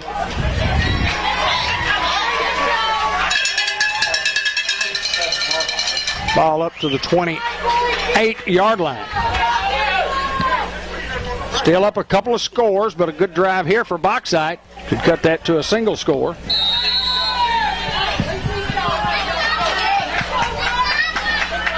First and 10 for the Miners. Snap, and Chris Reynolds with a good lick there, and get the credit for the tackle. No gain on the play, bring up 2nd and 10. Clock right at the 6-minute marker here at the third quarter. Bauxite wants to go quick, as we've seen all night. Boy, and they're so disciplined. Here's the snap, going to look backside here, and Chris Reynolds knocks it down, and Abel Robinson almost gets him a pick. But it's going to be an incomplete pass and bring up 3rd down and 10. Boy, that would have been big in the football game, Dave. You talk about a big momentum swing right there, Hayden. No doubt about it. All right, Greyhound fans, it's 3rd down and 10. Randy C. You don't want a big man to catch the ball until it hits him in the chest. I heard that. They're going to 6 here. 3rd and 10 from the 27. Back up, no. Here's the snap. Quarterback looking to throw. Throwing deep. Got a man open. He will try. Jadarius Reed tries to rip the football out and can't. And this Miners offense will be 1st and goal inside the 5-yard line. It's been all Miners here this second half. No question about it.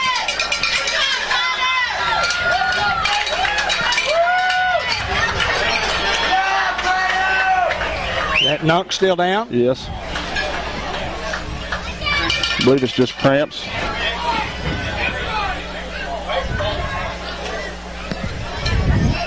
Tremendous momentum switch here in the football game. That Bauxite, a very quality football team, giving the Hounds all they want here and a chance to cut it to a single touch.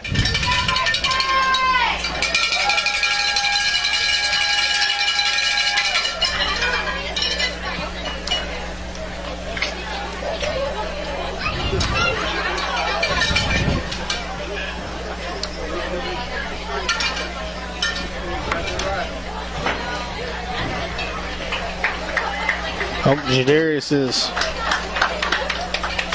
all right, and it appears he is. He just told Hoyt, let me play. There's no doubt the kid's heart's in it. He wants to play, and he wants to be out there. This kid catches the ball around the 38-yard line here, and Jadarius has a chance to probably tackle him around the 15 to 10. Why is the ball spotted at the 19? I have no idea. Did anyone see anything? Why is the ball spotted at the 19? From Newport, aren't you? It was tackled inside the 10. 1st and 10 from the 19 for the Miners. Quarterback looking to throw. As it is caught, and it'll be close to a 1st down. Missed a holding call there on Jagger. As it's going to be a 9-yard reception. 2nd and 1. Bauxite to go quickly.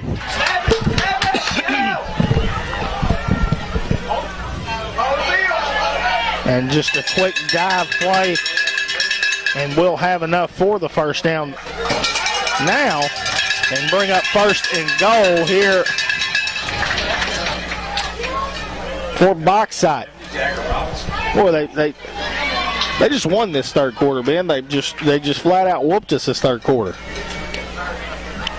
Good adjustments at the half. Got a little momentum. Hounds trying to take it in to score, turn it over. Can Bauxite capitalize here? 1st and goal from the 8. Here's the snap, handoff, trying to get outside. Missed tackle, and he gets tripped up and will be just shy of the end zone. So now 2nd and goal from about the 1.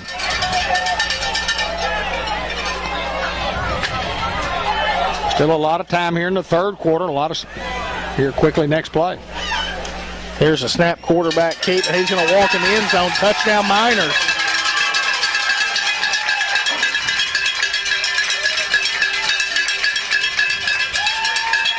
A 21-15 ball game now. They're not going away, folks. As we will await the extra point try. Get that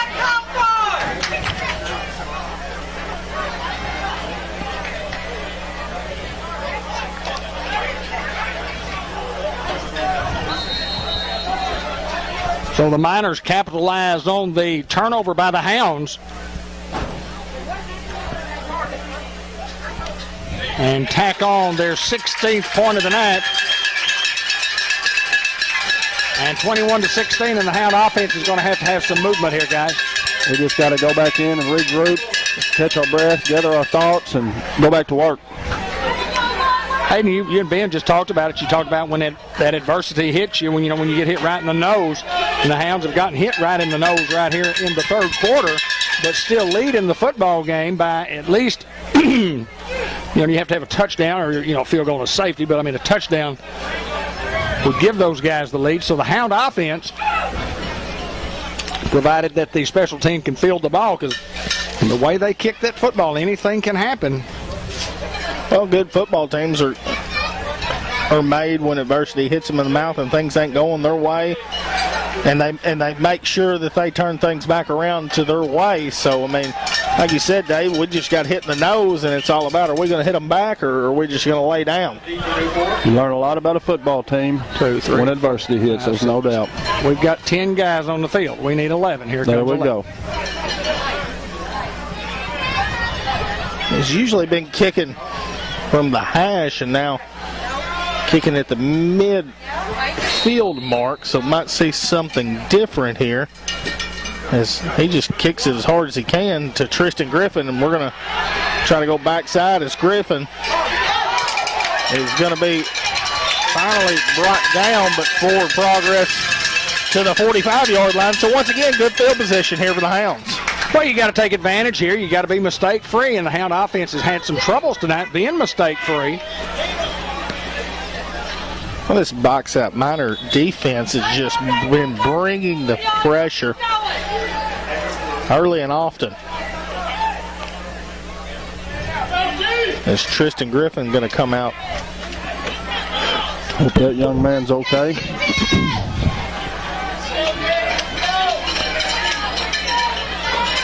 And it's 1st and 10 for the Hound offense here with 4:11 to go in the third quarter. We got us a ball game here at legendary Greyhound Field. Here comes the heat from the Miners.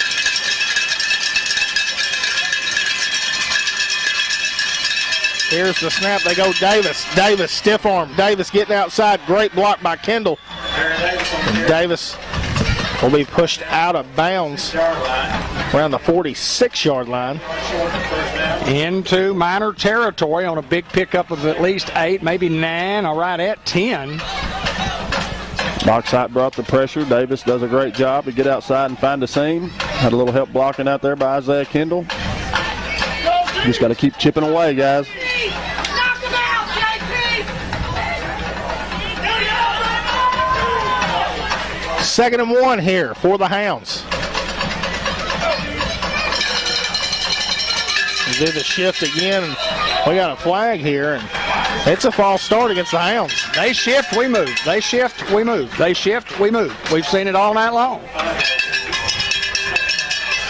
Hats off to the defensive coordinator. He has the game plan, and it's working to his advantage right now here. You go from 2nd and 1 to 2nd and 6. Back him up to the 49-yard line, just shy of midfield. Now 2nd and 6, like David said, 4:05 to play here in the third quarter. Hounds pick it up, and Kendall's going to catch. What a move, and another move from Kendall. Brought down around the 32, first down for the Hounds. And Marshall to Kendall again. We got to give Kendall the ball. Just a great play, great job of blocking by the offensive line, giving DJ time to make a throw. 3:50 remaining here in the quarter. You see the score on your screen.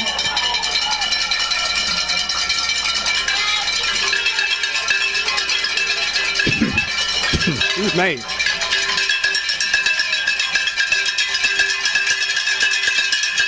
Here's the snap. Marshall throws it out to Drennan, and it's going to come up incomplete.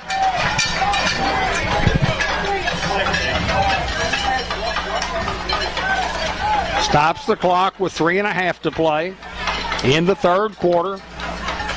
Bring up 2nd down and 10 for the Hounds.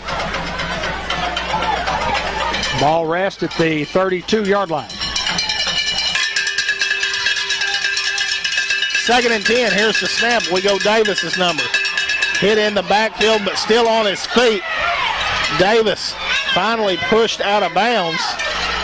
They brought down at the 21-yard line. Good pickup there for Davis. Ought to be enough for a Gold Greenway first down. GoldGreenway.com. Greenway Equipment Company in Newport brings you each and every first down. Hounds have to have an answer here, guys. We have to have an answer. Clock moving, 3:20, or clock stopped at 3:24.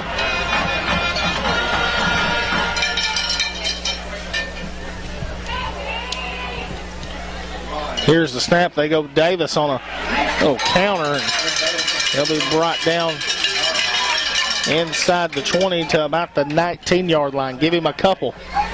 2nd and 8 now for the Hounds. 3 minutes to go here in the third quarter.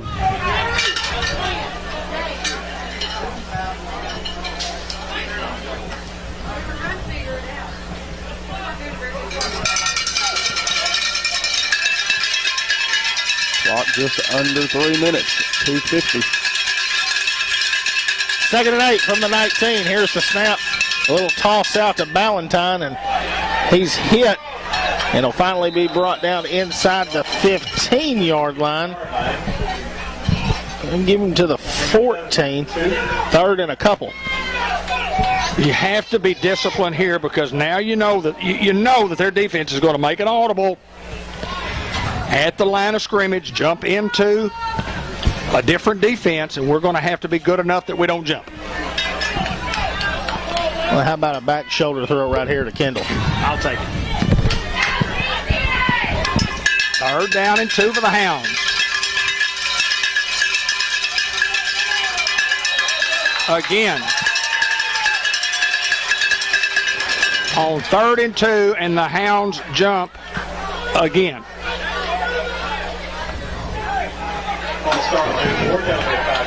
You know there's some frustration setting in there on the Hounds' part. You just got to overcome. You have to keep plugging, keep chipping away. Clock will stop at 2 minutes until they roll it. No, excuse me, it will stop due to the penalty. 2:01 to go here in the third quarter. Hounds lead 21-16 as you see at the bottom of your screen. 3rd and 7 now instead of 3rd and 2. Trips to the top of your screen. Caden Johnson by himself at the bottom. Here's the snap. They're just going to throw a swing out, and we have a flag and another false start on the Hounds.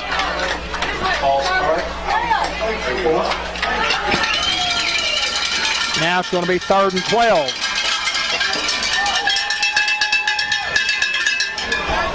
.154 remaining here in the third quarter, and the Hounds just turned it over the last time down here. And now a couple of the false start penalties remains. We just talked about you got to be disciplined enough to not have those. 3rd and 12 now from the 24-yard line. And they'll bring some heat right here this time. Chris Reynolds over the middle. Here's the snap, going to throw the screen out to Davis. Davis makes a guy miss, and he'll be brought down around the 13-yard line. Short of a first. You talk about the play of the game coming up here. Oh, no doubt about it right here. 4th and a couple.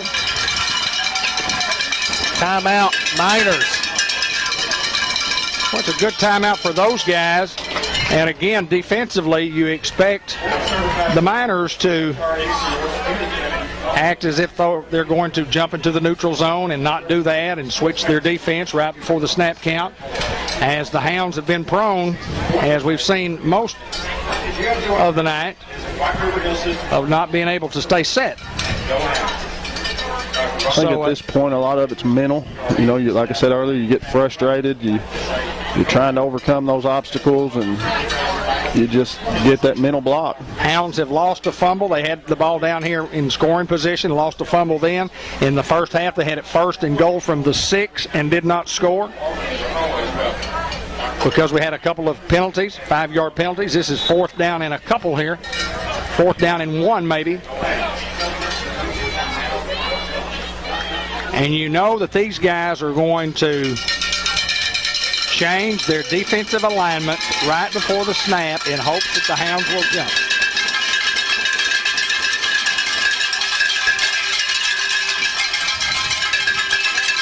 Got a powwow going on with the white hat and a couple of the officials. I have no reason, always talking with Coach Hinesley, no reason to believe there was a problem is what I was going to say. But 4th down and 1, and obviously to this stage the play of the game.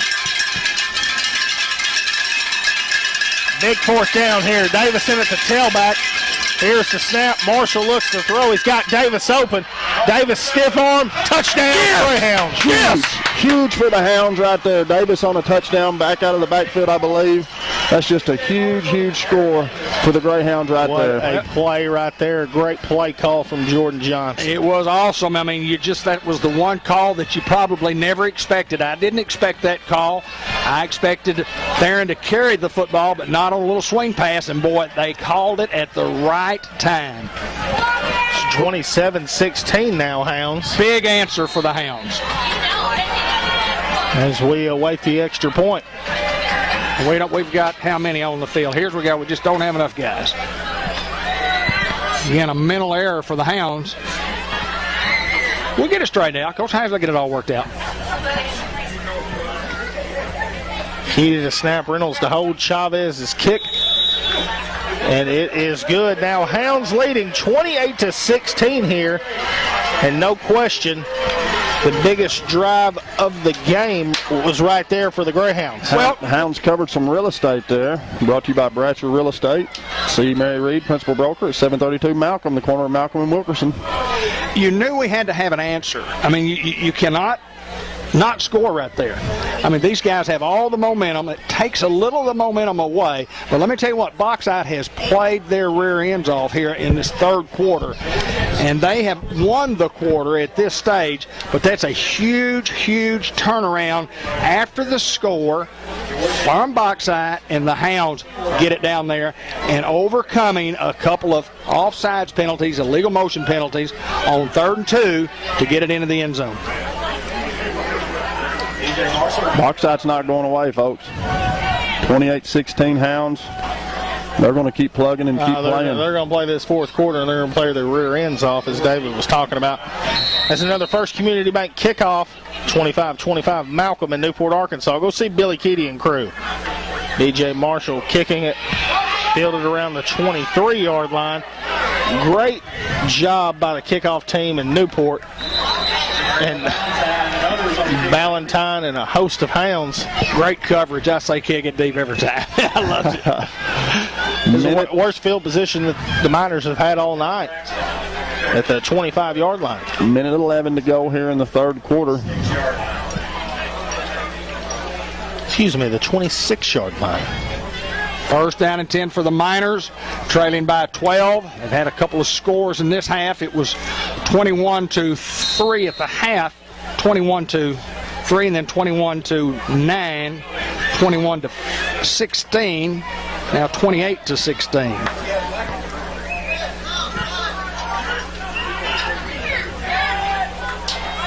Here's the snap. Quarterback looking to throw. Got a man open. Jakeevan Davis and C.J. Young in on the tackle. Get him to the 28, 2nd and 8 now, and we're under a minute remaining here in the 3rd quarter of play. Need a big stop here for the Hounds. Huge possession right here for the Greyhounds. David, like you said, you need a big stop right here to really get that momentum.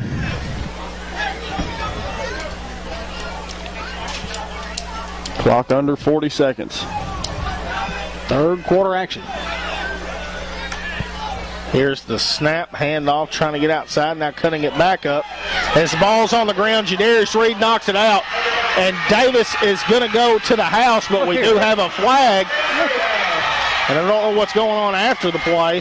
Jadarius Reed knocked the football out of the kid's hands, but we do have a flag, and we'll have to sort that out. And did you see the kid from Bauxite? I didn't get to see the hit, but I saw Jadarius come up, just kind of put his hands in the air, like saying, come on, man. That's a touchdown. Touchdown Hounds! Touchdown Hounds, they got a big play. The defense with 6. Jadarius Reed, guys. Difference maker. He is a difference maker. He is a difference maker.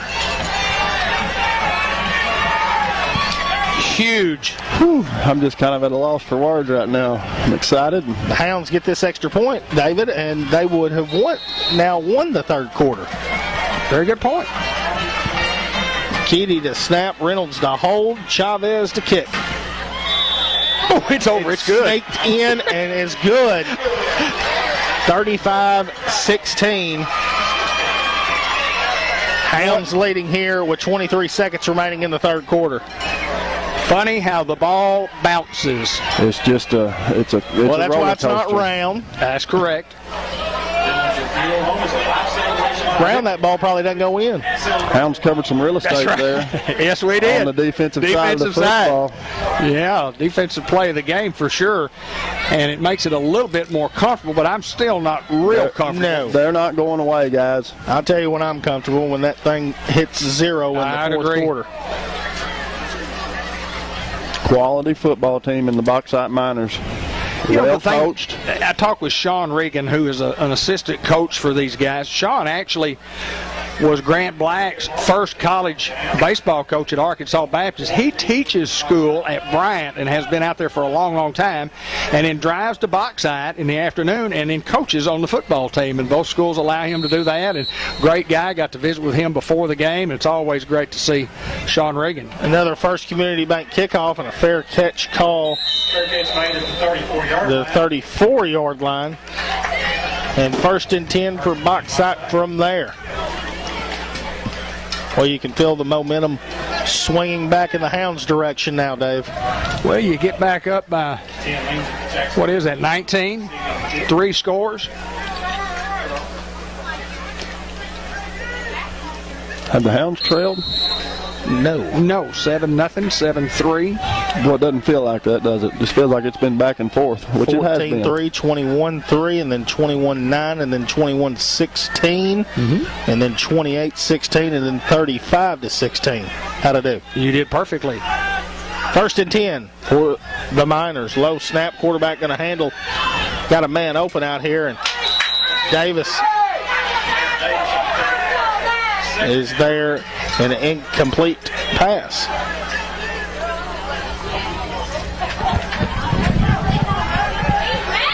Get on over there, Terry.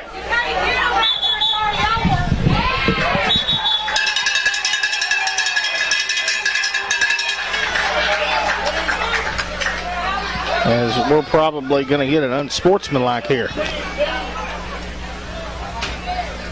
Just got to keep your cool in this situation.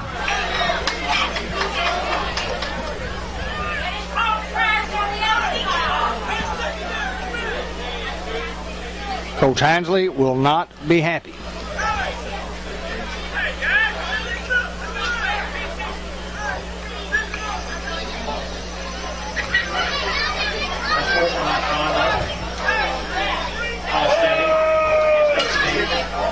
Coach Hansley will be very happy that it's all setting. But he'll be unhappy that we got one. In the heat of the battle, guys, sometimes it just happens. Sometimes it just happens. But you got to learn. Coach Hansley, a teaching moment for him there.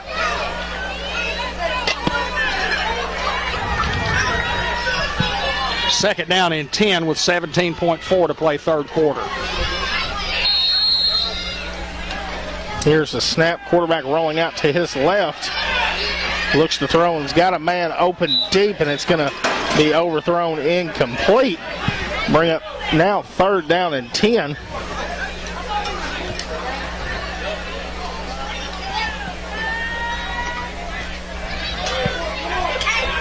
.3 remaining third quarter action.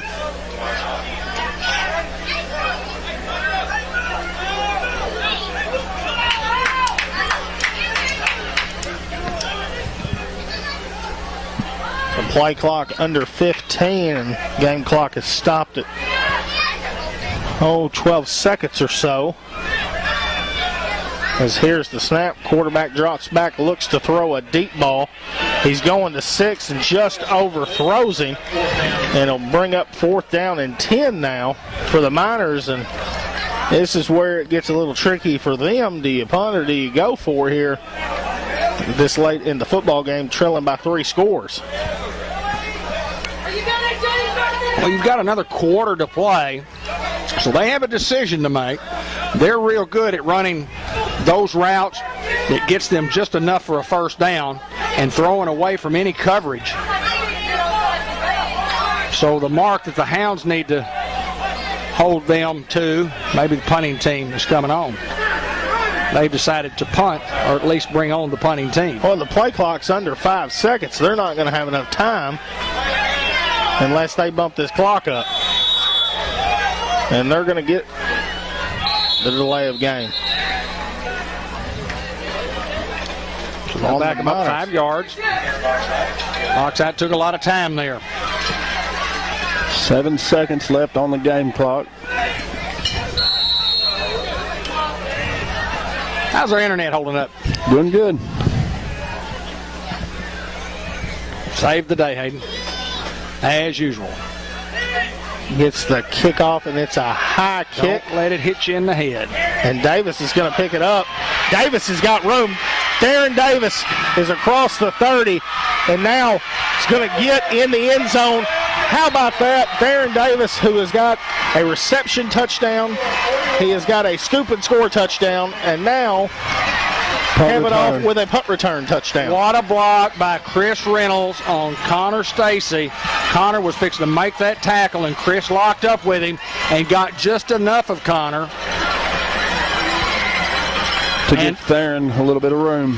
I cannot believe he was good enough to catch the ball on the bounce and take off like that. Reminded me of Joe David Smith. He's a pretty good player. Joe was a good one. College All-American, Harding University. Harding College at the time. 41-16. Snap, hold, and kick, and I believe we're going to have a false start, if I'm not mistaken. Or it's on them, excuse me. Caden Johnson saying it's on them. Illegal substitution man coming off the field right here. They had more than what they needed, or maybe more than what they were allowed. It's a 41-16 ball game, and here comes the second one off. Now he goes back out. You're better with 13 than you are with 11. They just had 2 guys come off. They had a legal substitution. Had 2 guys come off. Nobody came in, so they had 13 out there. And they're going to go for 2 now as they're half the distance. Down to the 1.5. No time left in the quarter. Boy, you talking about Theron covering some real estate. Another Pratchett real estate touchdown. Makes it 41-16 and the Hounds to go for 2.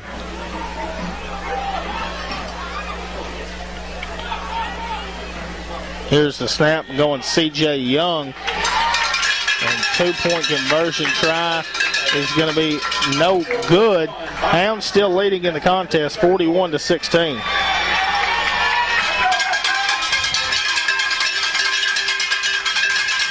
Trying to get it all down on my pad here.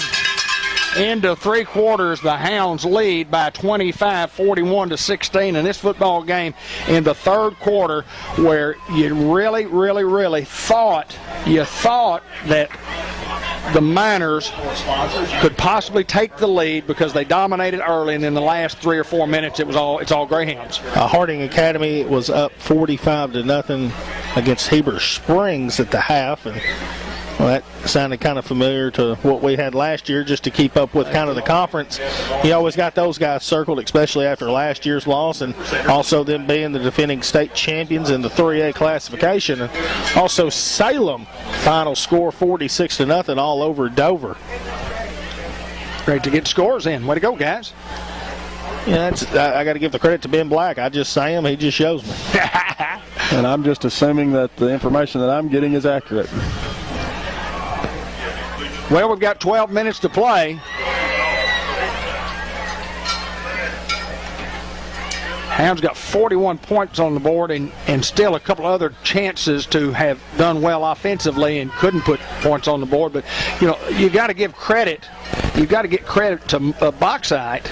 I mean, these kids play hard. I mean, they play exceptionally hard, and they won't give up here in the fourth quarter. I mean, these guys will battle till the last whistle. I can promise you that. Dave, they remind me of we have a First Community Bank kickoff here. DJ Marshall's going to kick it and just kicks out of bounds. Give me a little time to talk about Bauxite. They almost remind me of a Clinton. Always just hard-nosed, gritty, just hit you every play. I mean, it wasn't ever over with them. And they play till the whistle. I mean, they played hard. Big up front, had some decent skill guys. I mean, that they kind of remind me of when we played Clinton. They were just a hard-nosed, gritty group that would hit you in the mouth. Well, this bunch will do that for sure.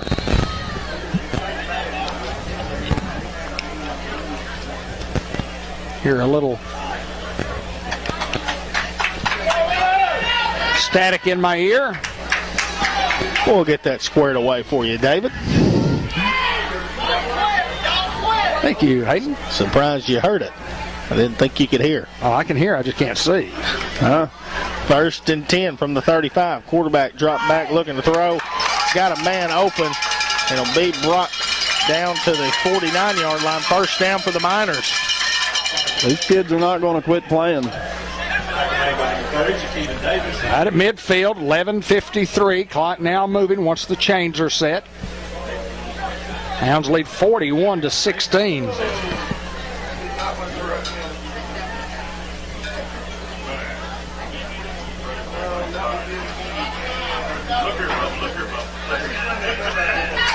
Look for 6, maybe or even going to the top of the screen.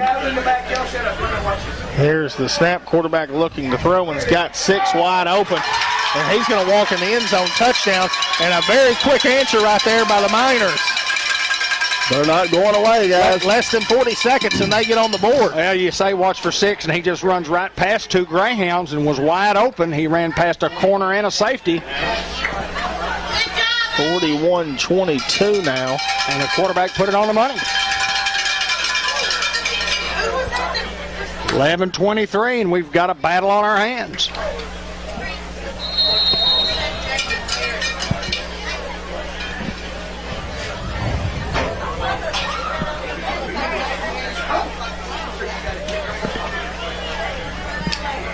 As Bauxite's going to go for 2 and give it to the big man who's get tripped up. And 2-point conversion tries no good. Remaining here, 41-22. Hounds leading.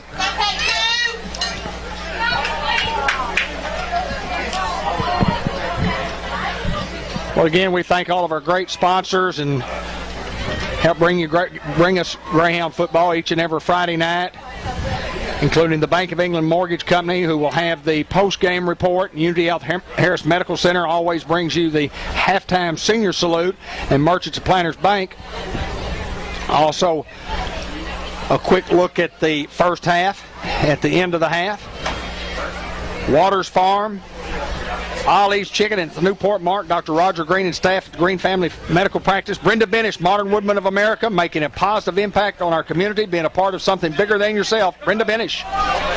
Churchman Building Center, Ace Hardware, all your building needs, from minor repairs to major renovations, Ace is the place. Howard's Glass, you need glass, we got glass.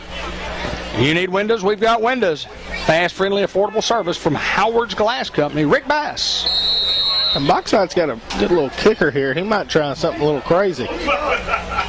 As he tries to kick deep, fielded around the 18 is Keyron. Keyron, boy, his little legs are churning. And Keyron will be brought down around the 26-yard line, and we have a late flag come in. Or is that going to be a horse collar? I don't get it tonight. I don't get it.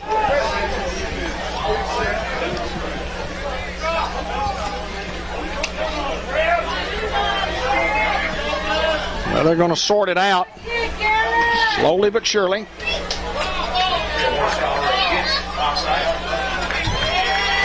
So they'll mark off the penalty against the Bauxite Miners. There have been a lot of penalties tonight. Obviously a major. 11:15 to go here in the fourth quarter. Hounds lead at 41-22, as you see at the bottom of your screen. Josh Nation doing the filming and directing.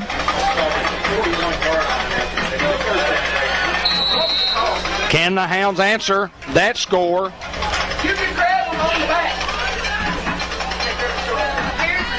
Here's the snap. They go Ballantyne.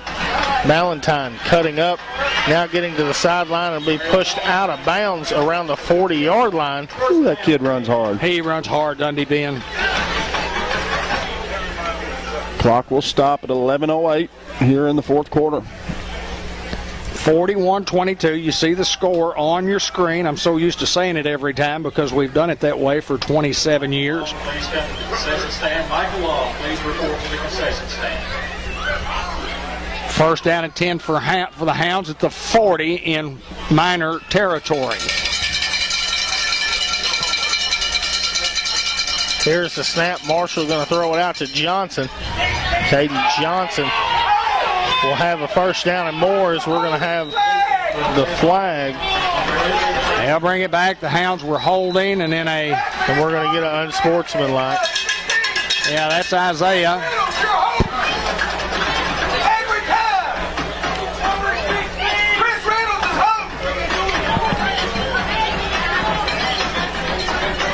So the Hounds will get a couple of penalties here. They'll mark off both of them against the Hounds. They're going to get the holding and the unsportsmanlike, I believe, on the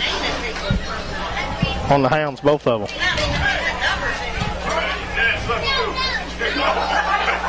So you mark off 10 from the holding. And another unsportsmanlike. That's another one. I think that's another one on 10.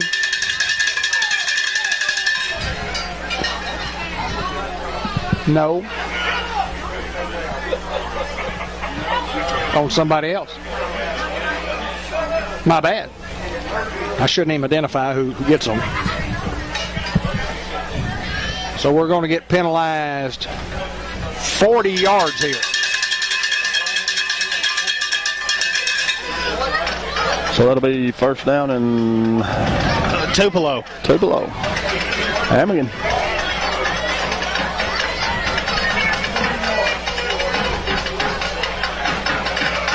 It's 2:15 plus a 10. It's a 10 from the spot of the foul, which is the holding penalty. And they're at the 36, so 10 to the 46.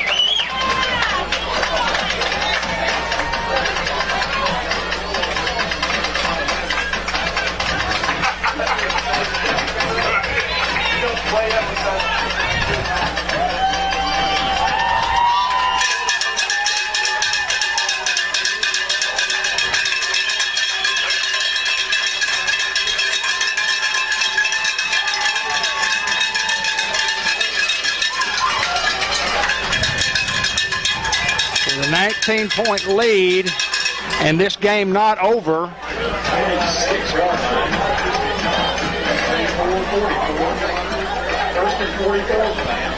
First and 44.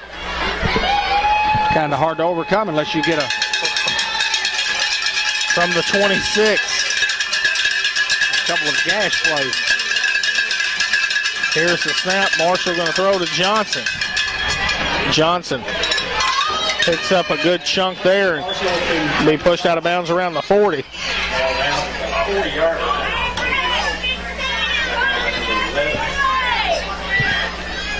We have to go a long way down there near the 30. Hounds get 15, 14 on the play. Second down and 30 now. Stay in bounds and move the clock. It's the longest first down you're going to see. First and 44. I don't think I've ever seen that. Well, I believe it's third down because don't you lose the penalty on an unsportsmanlike, or the down on an unsportsmanlike, David? That I do not know. I'm asking. I don't know. I don't know either. They have it marked third down. Scoreboard says second. Shane Gaines says third. I'll go with Tristan Mount on third down. because somebody told him to leave it at third. Lou Allen and Company family for accounting services and tax prep and planning, management consulting services, payroll, representing 3 generations of Greyhounds, located on Walnut Street, 870-523-6764. Mark Manning, Shelter Insurance, Auto, Home, Life, Business, Renters Insurance, we're your shield, we're your shelter. And the Doyle Family Farm, saluting the Newport Greyhounds for many, many years, sponsoring Greyhound football and Greyhound basketball and all Greyhound sports on Cable 15 TV. And Dr. Kelly McKinney, friendly staff, very knowledgeable, great for young ones, makes everyone feel at ease while giving top-notch care. You enjoy going to the dentist at Dr. McKinney's.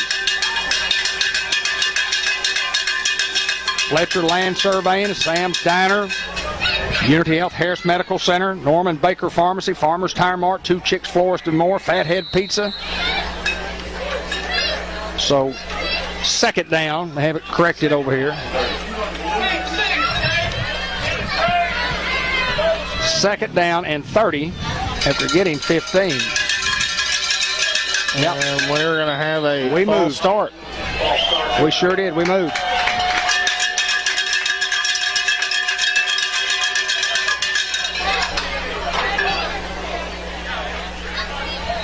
So, second down and 35.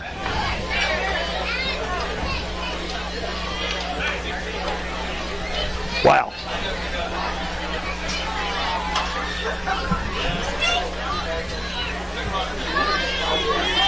George Kell Motor Company player of the game, and the Subway and the Walmart Supercenter coaches report at the conclusion of the contest. Bank of England Mortgage Company bringing you the post-game report. Second down and a long, long way as Marshall throws it up, and it's going to come up incomplete. Bring up third down and 35 from the 35 with 10:42 to go here in the remainder of the contest. Hounds elect to go for it all there. Ball tip. Stops the clock with 10:42 to play in the game. And this game's not over. Here's the snap. Marshall looking to throw. He's going to throw it up, and he's got Kendall wide open. And Kendall's foot race to the end zone. Touchdown. Awesome. All 65-yard bomb to Kendall. On a 3rd and 35, guys. Incredible. And a flag back down here at the 33-yard line.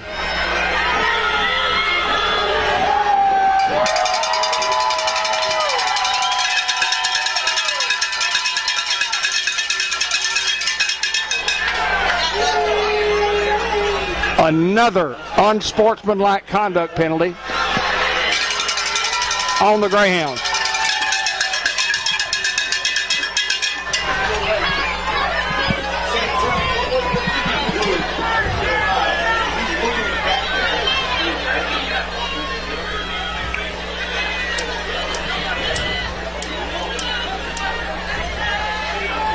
Guys, I'm at a loss for words. I would not want to be at practice Monday. I can assure you one thing.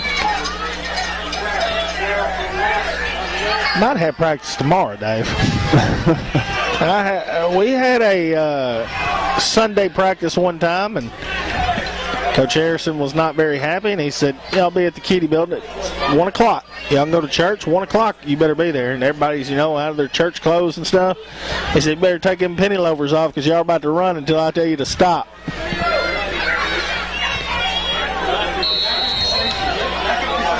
What do you do here?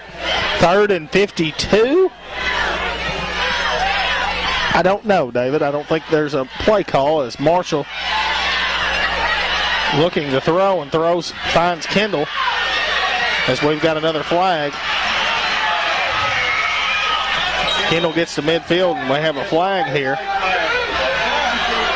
on 25 or to the 20-yard line.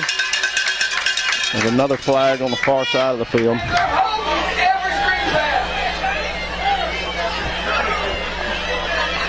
I don't two of them. An eligible receiver downfield against the Greyhounds.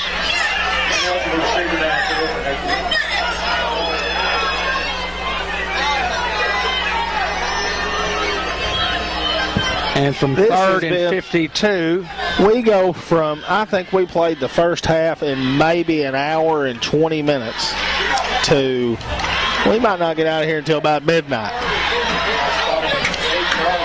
So now the 8-yard line. Third and 62, I believe. Never seen it before. Never seen at it any before. level. Yep, me either. Let me tell you what, guys.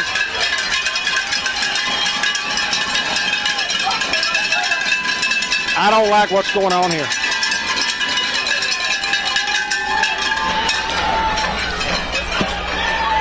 So many penalties in the game. So much frustration from both sides. And now what do we have? Somebody out here, something's going on in the parking lot. Well, it doesn't have anything to do with us, so good.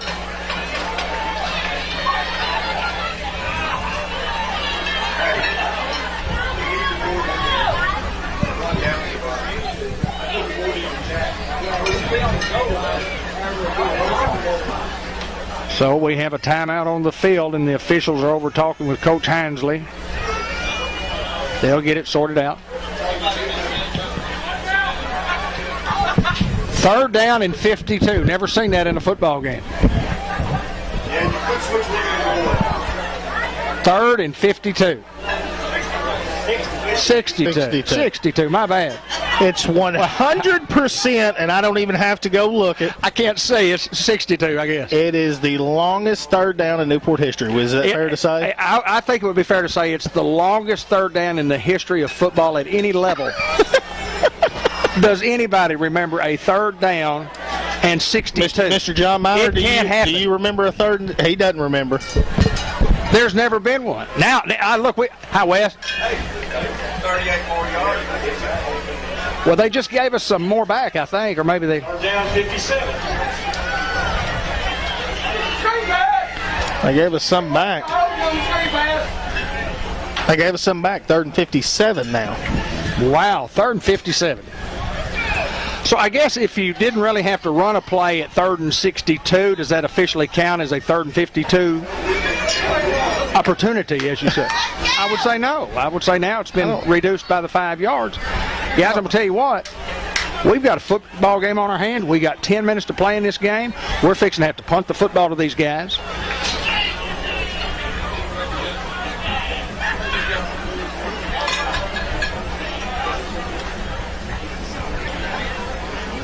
Got a little delay, and we'll obviously stay right here.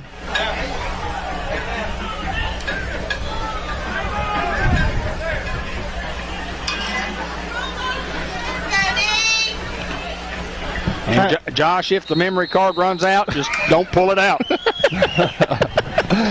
Done that before. We didn't expect this. Third and 57. Marshall under distress and is going to keep and just run and be brought down up to the 27-yard line.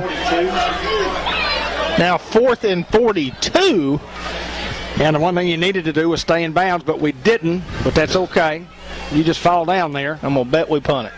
I would think that the Hound punting team will be on the field. And let me tell you what, they got a quick score last time. They're very, very capable. The ball game is not over. No, it's not. 41-22, and we have a long pass. It's called back.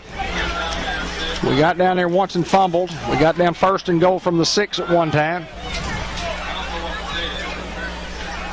This guy comes scot-free, and Marshall is going to get it off, and a fair catch fielded around the 41-yard line. 1st and 10 for the Miners. I think we ran a total of 1 minute and 22 seconds. Well, you got to run some clock. We had a lot of incompletions and just. I think the minute 22 second drive. And it felt like it took an hour and a half. Well, it probably took 30 minutes. I don't know, my watch ain't working. I'm not going to go there, Hayden.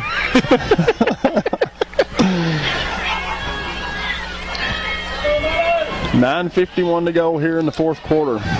Better back up on number 6. And here's the snap. Quarterback dropping back, looking to throw, and Tyler Johnson is there.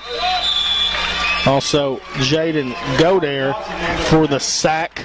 8 drew double coverage. 8 or 6? 6, excuse me. Miners want to go quick. We're at the 9:30 mark remaining in the contest. Hounds still leading 41-22. Holding on Tyler, nothing there. As they've been holding him all night. Going to be just shy of a first down, right at midfield.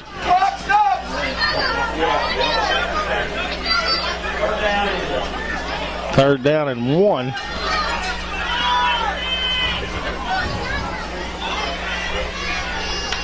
Here's the snap, empty backfield, going to throw it. A little quick toss and catch here for the first down to the 45-yard line. As we're under the 9-minute marker here. Clock is rolling.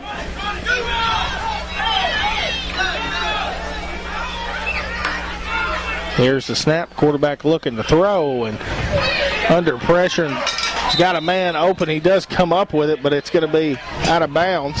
So incomplete pass, bring up 2nd and 10 from the 45.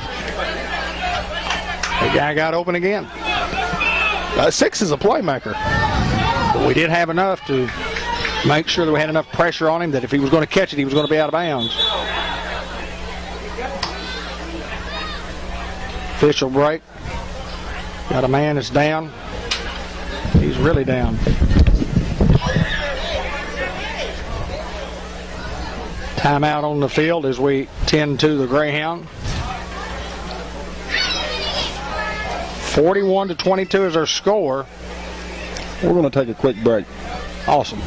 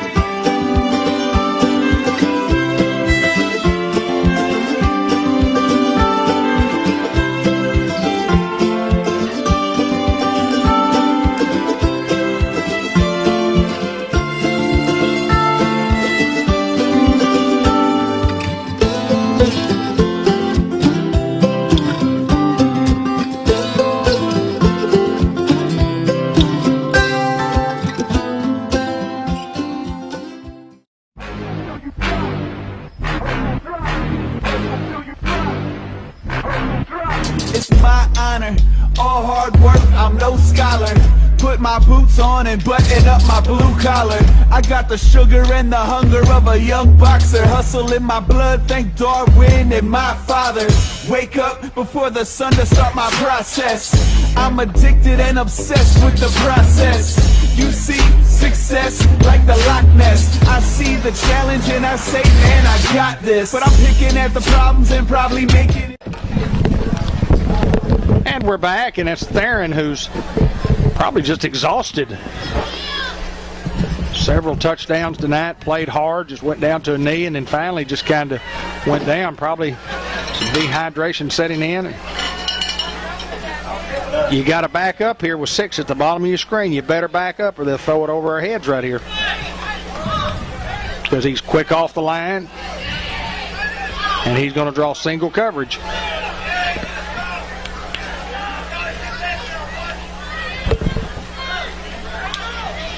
.45 remaining.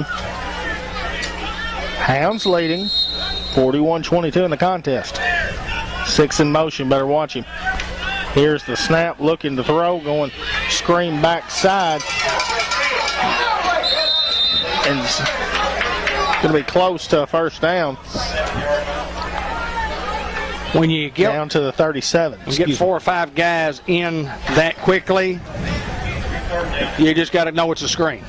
They didn't block anybody. I mean, just they let them come, and great execution by Bauxite there.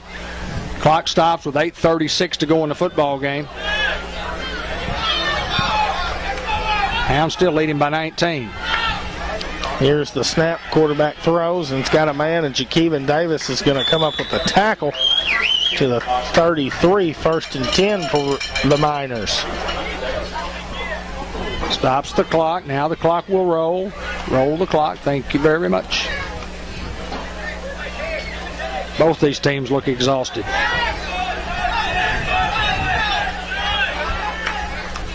Here's the snap. Quarterback looking to throw. He's going to throw it to 6, and it's over his head, incomplete. Awesome coverage. Kylan Ellis. Awesome. Boy, 2-1. 8:14 to go. Clock stops on the incomplete pass here in the fourth quarter. 2nd down and 10 coming up. Ball at the 33-yard line.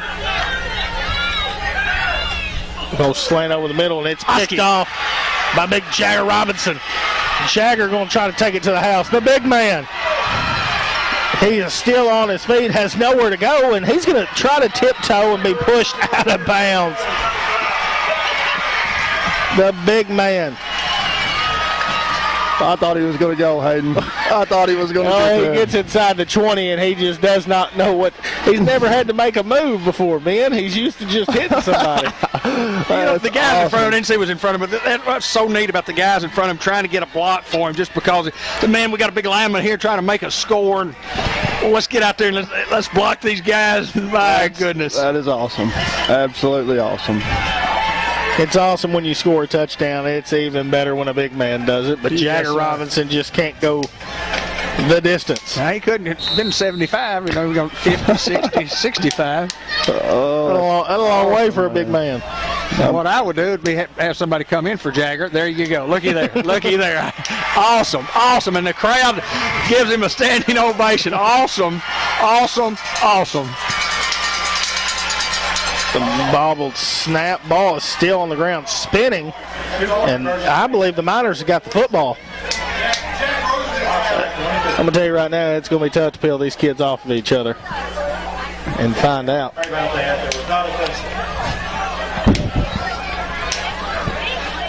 Miners have the football is what they're signaling, and just like that, the Miners get the football back.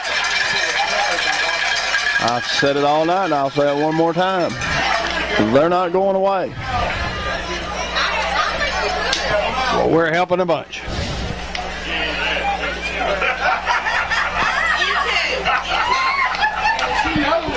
Big play offense. I mean, they can score on any play. They have big play potential.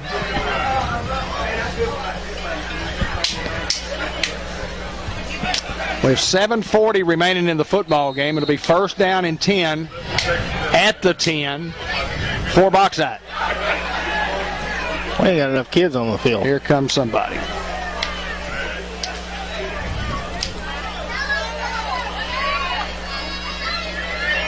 Low snap, and it brought down at the 10. No gain on the play. 2nd and 10. The clock continues to roll here. And no penalty flag against either team there.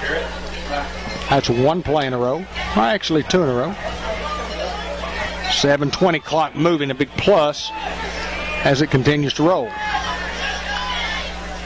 Quarterback rolls out to his left.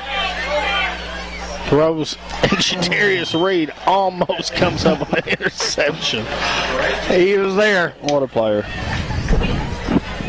A difference maker is what we call him. That's exactly what he is, David Black. Clock will stop at 7:10 and bring up a 3rd down and 11. The ball on the 10-yard line for the Miners.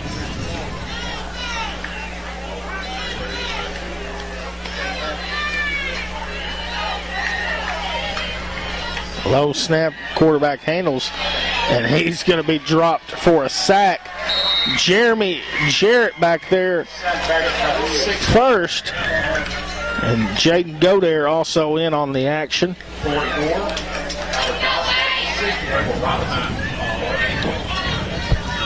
So now 4th down and a chunk, 15 to go.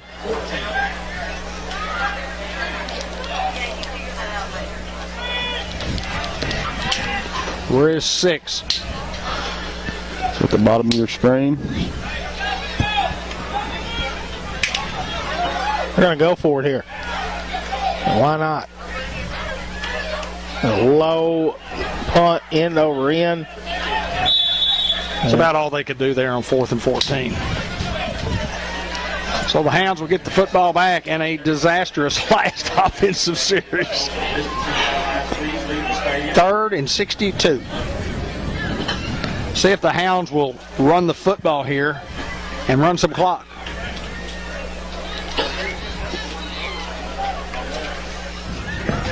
Tell you what, I'm exhausted. I am tired too. It's been hot today. It's hot when we came in. Came in at 4, just hot. It wasn't 4, Dave. It was like 2:30, 12. What it felt like.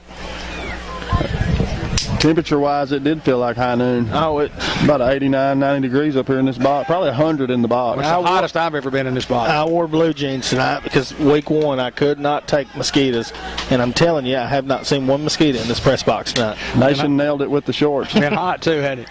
1st and 10. Here's the snap going. CJ Young still on his feet. He's going to run over a guy. Great block by Isaiah. Isaiah just locked up on his guy, and he did not hold. He just kind of stood there and he said, I'm not going to get a penalty here. I'm not going to hold. I've just got my hands up here where they're supposed to be, but I'm just going to get you away. That's awesome by Isaiah. What a talent. That's going to bring up 2nd and 1. We're under 6 minutes now.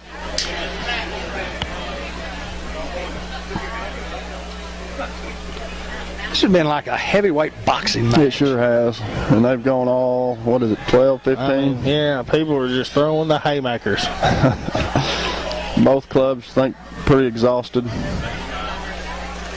Going back, CJ. CJ hit the backfield, but have enough for a 1st down. Boy, he runs the ball hard, doesn't he? He's just a strong runner. That kid looked like that when he was 8 years old. Right. His daddy was a good one. YZ Chris Young Sr. He was a dandy. And this one's going to be a dandy too. CJ's 14. Maybe 15, but I don't know. He's very, very young for his group. I know that. Right? I think he might be 14. Well, he's a player. I know somebody got to take him home. He ain't driving home. And we go right back to him on a little counter this way as Young be brought down, still in bounds, I believe. Around the 12. Bring up 1st and 10 for the Hounds. Another GoGreenway.com 1st down. 1st down, Greyhounds.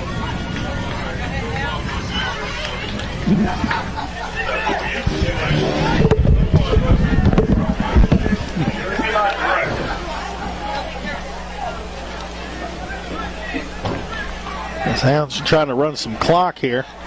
Mr. John Miner in the press box. Leaving his press box as we throw it out to Caden Johnson.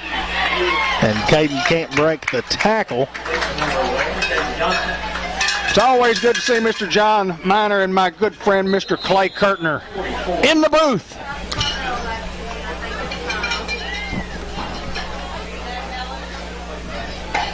A couple of older Greyhounds like me, Mr. John and Clay. Use the word old very lightly when you talk about yourself, Dave. Listen, I know what I am. There are not very many 64-year-old high school broadcasters in the state of Arkansas. There are not. If any. Most of the people get out by the time they're 30. They go do something what they consider more important in life. But to me, this is the most important thing that I can do, other than my family. I mean, Friday night at Graham Field, how awesome is that? Hounds need to keep it on the ground, keep rolling some clock, let the 25-second clock run down, which we are doing. I'm real impressed with the direction that this minor football team is headed. They go CJ again. He'll be brought down. Getting down to the 10. 3:40, clock moving. Ben Black has made it back to the booth. We got a final at Harding and Heber, 45-6. So you can compare that with our score, and we are even. I would say that's pretty close, wouldn't you? 45-0 at the half. And Heber Springs has won 2 halves this year. They won the second half against Newport and the second half against Heber. That's the way I look at it. 3:15, clock still moving. 3rd down and 10 for the Hounds. You get a first down, but or 3rd and 10, we go Ballantyne. Ballantyne fumbles in the end zone, and the ball is still on the turf. And I believe the Miners come up with it. Yep. Another fumble inside the red zone for the Hound offense tonight. You don't mean for those things to happen, but sometimes it just happens. Sometimes you can overcome. We talked about it last week. You know, we haven't had that game offensively where things just weren't clicking and working.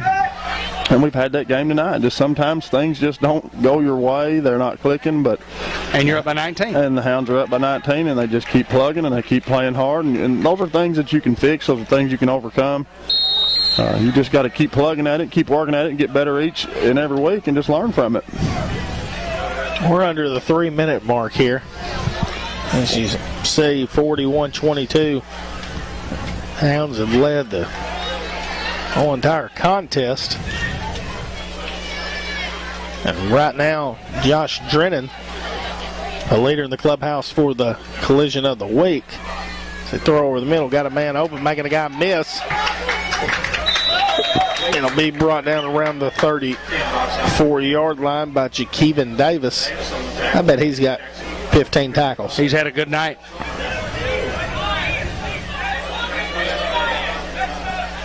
.250 clock moving. 1st down and 10 from the 34-yard line.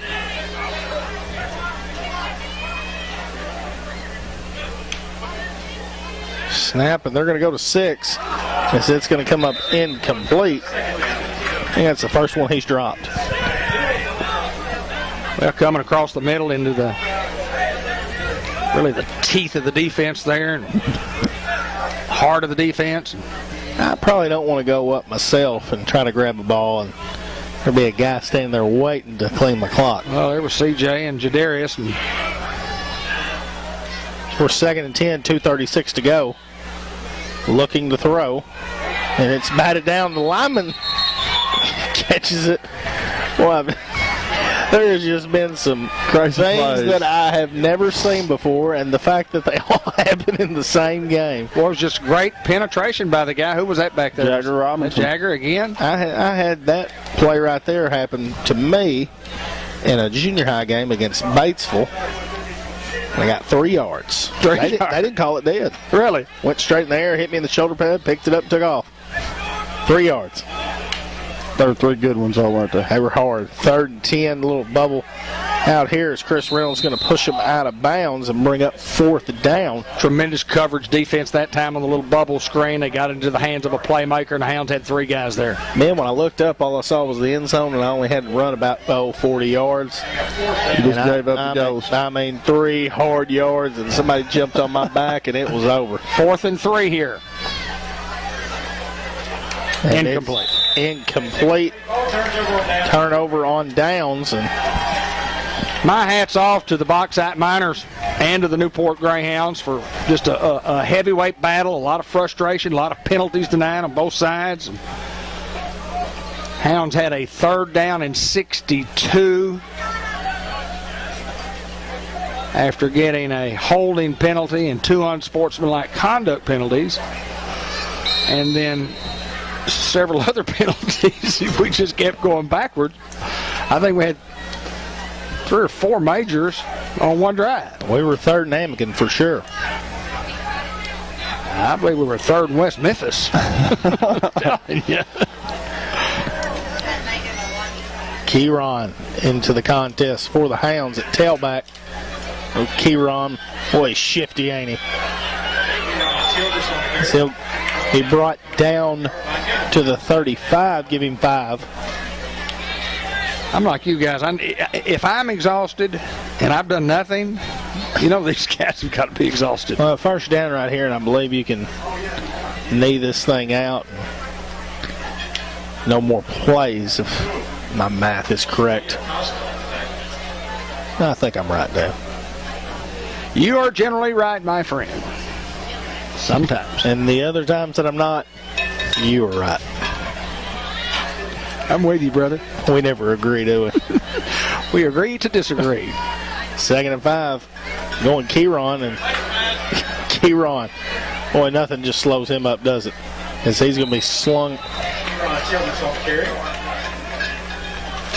down to about the 32. Give him 3 on the play. It's going to bring up 3rd and 3.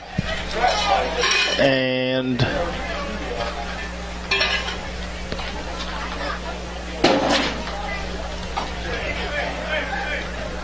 third down, 4th down. Which is it? It should be 3rd and 3. That's 3rd down. As we are under a minute remaining here. C.J. Young in at tailback. Here's the snap. We're going to throw the quick bubble out to Griffin. And we got the first down for Griffin. And he is still on his feet and be brought down around the 12-yard line. Clock will stop. No, he's rolling it. Chains will start. And, boys, we can sit back, take a knee right here, and put this one behind us. I hope it's what we do.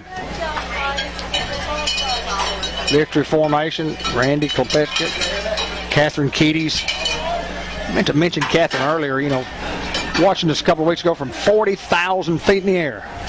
Was it 40? Yeah. It's a long way up there. And this should do it here. DJ Marshall takes a knee, and the Hounds survive here and go 1-0 again, Ben, against a very good Bauxite Miners team here at home.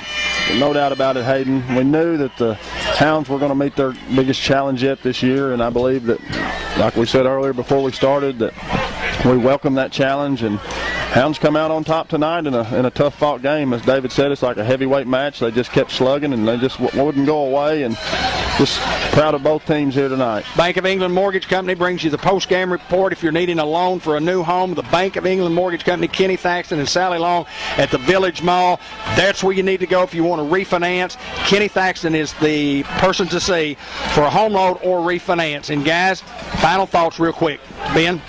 Just a great ball game, David. A lot of penalties there in the second half, and you know you want to try to eliminate those things. But as frustration set in, you just, it's a game of emotion, and you get out there, Hayden, and you're playing, with raw emotion, and things don't go your way, and you get frustrated, and you make mistakes. But I think that it's something we can learn from, and we can grow on, and overall, it was a good win. Ben, we're just going to put this game past us. I mean, it wasn't the prettiest thing. We got the win, and like I said earlier, you want to go 1-0, and we went 1-0 this week. And we've got Lone Oak home next week. And, well, we had a good one there last year, a good Lone Oak team who's still in that 2-4A conference. So we'll have our hands full once again, and it'll be the last non-conference opponent we'll play. And then we'll kick things up with Melbourne the following week, still here. So we're just going to put this one behind us. The Hounds win it here, 41-22. The George Kell Motor Company player of the game and the Subway coaches report. Subway inside Newport Walmart coaches report will be up after this.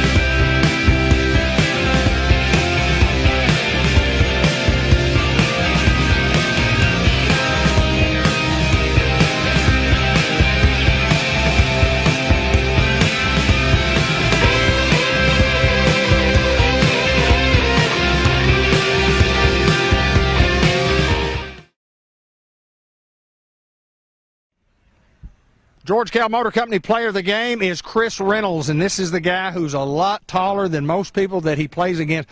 Chris, a heavyweight battle out there tonight. I mean, it was kind of tough, but congratulations on the big victory. Thank you, man. It was a battle. They were pretty good. I tip my hat to them. Let's talk about like your night. You had a real good night on both sides of the ball. Make tackles, big hits, a couple of touchdowns. Talk about your touchdowns. Well, the first one was mesh, and we were in it all week. We saw the linebackers kept crashing down, so we just figured across the middle and Isaiah over the top, and they left us both open, but they just hit me, and I just made a good run and just good. And then the second one was kind of like Grizz, just a double post, and just threw a good ball. DJ, I can't say any more about him. He's doing awesome. Yeah, for a sophomore who's never played at this level before, I mean, we knew he was good in junior high, but he comes up, senior high with Eli being out and has done just a marvelous job. And let's talk a little bit about your defense. A lot of times you're assigned to somebody specifically, and more times than not that you're kind of like you play like a linebacker, you play like a cornerback, you play like a safety. What all do you do defensively? Well, I'm a dog. Me and Tristan are kind of like the outside linebackers. We can switch in between safeties if we run man coverage or roll over to the top, but our main job is just play linebacker position, outside contain, and just if we go Maverick, we have to guard the number 2 man. So. All right, here's what I got to ask you. You're a senior, last go around. Your dad's last go around. What's it mean to a guy who's going to be a senior or that is a senior that wears number 16 that's dear to my heart, dear to my family's heart, and dear to your family's heart?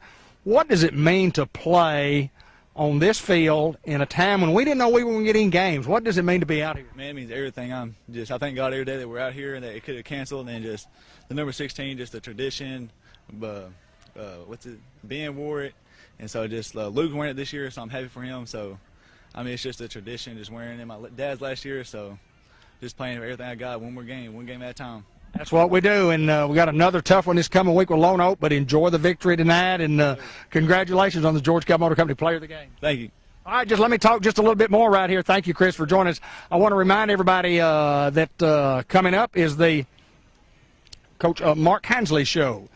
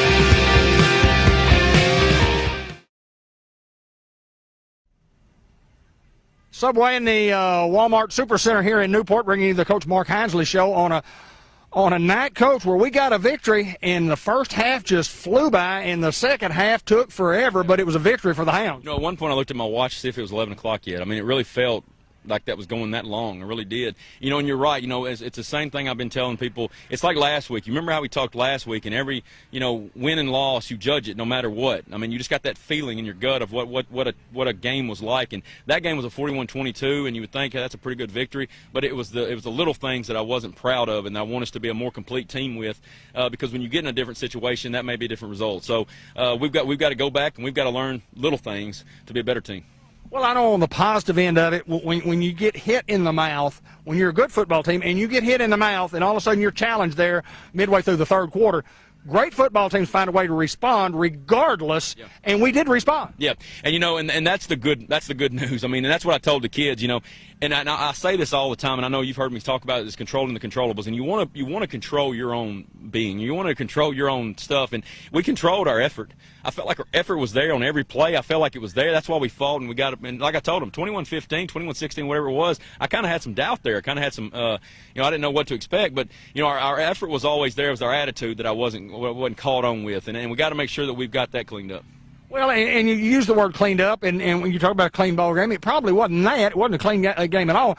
But it was a hard-fought game, and those guys just got after us, just like our guys got after them, too. Well, I told our kids, you look at the games that we have played so far. We played a 4A Mills. We've played a 4A Heber Springs. We played a 4A Bauxite. We're about to go play a 4A Lone Oak. When you talk about a non-conference schedule, it's pretty good.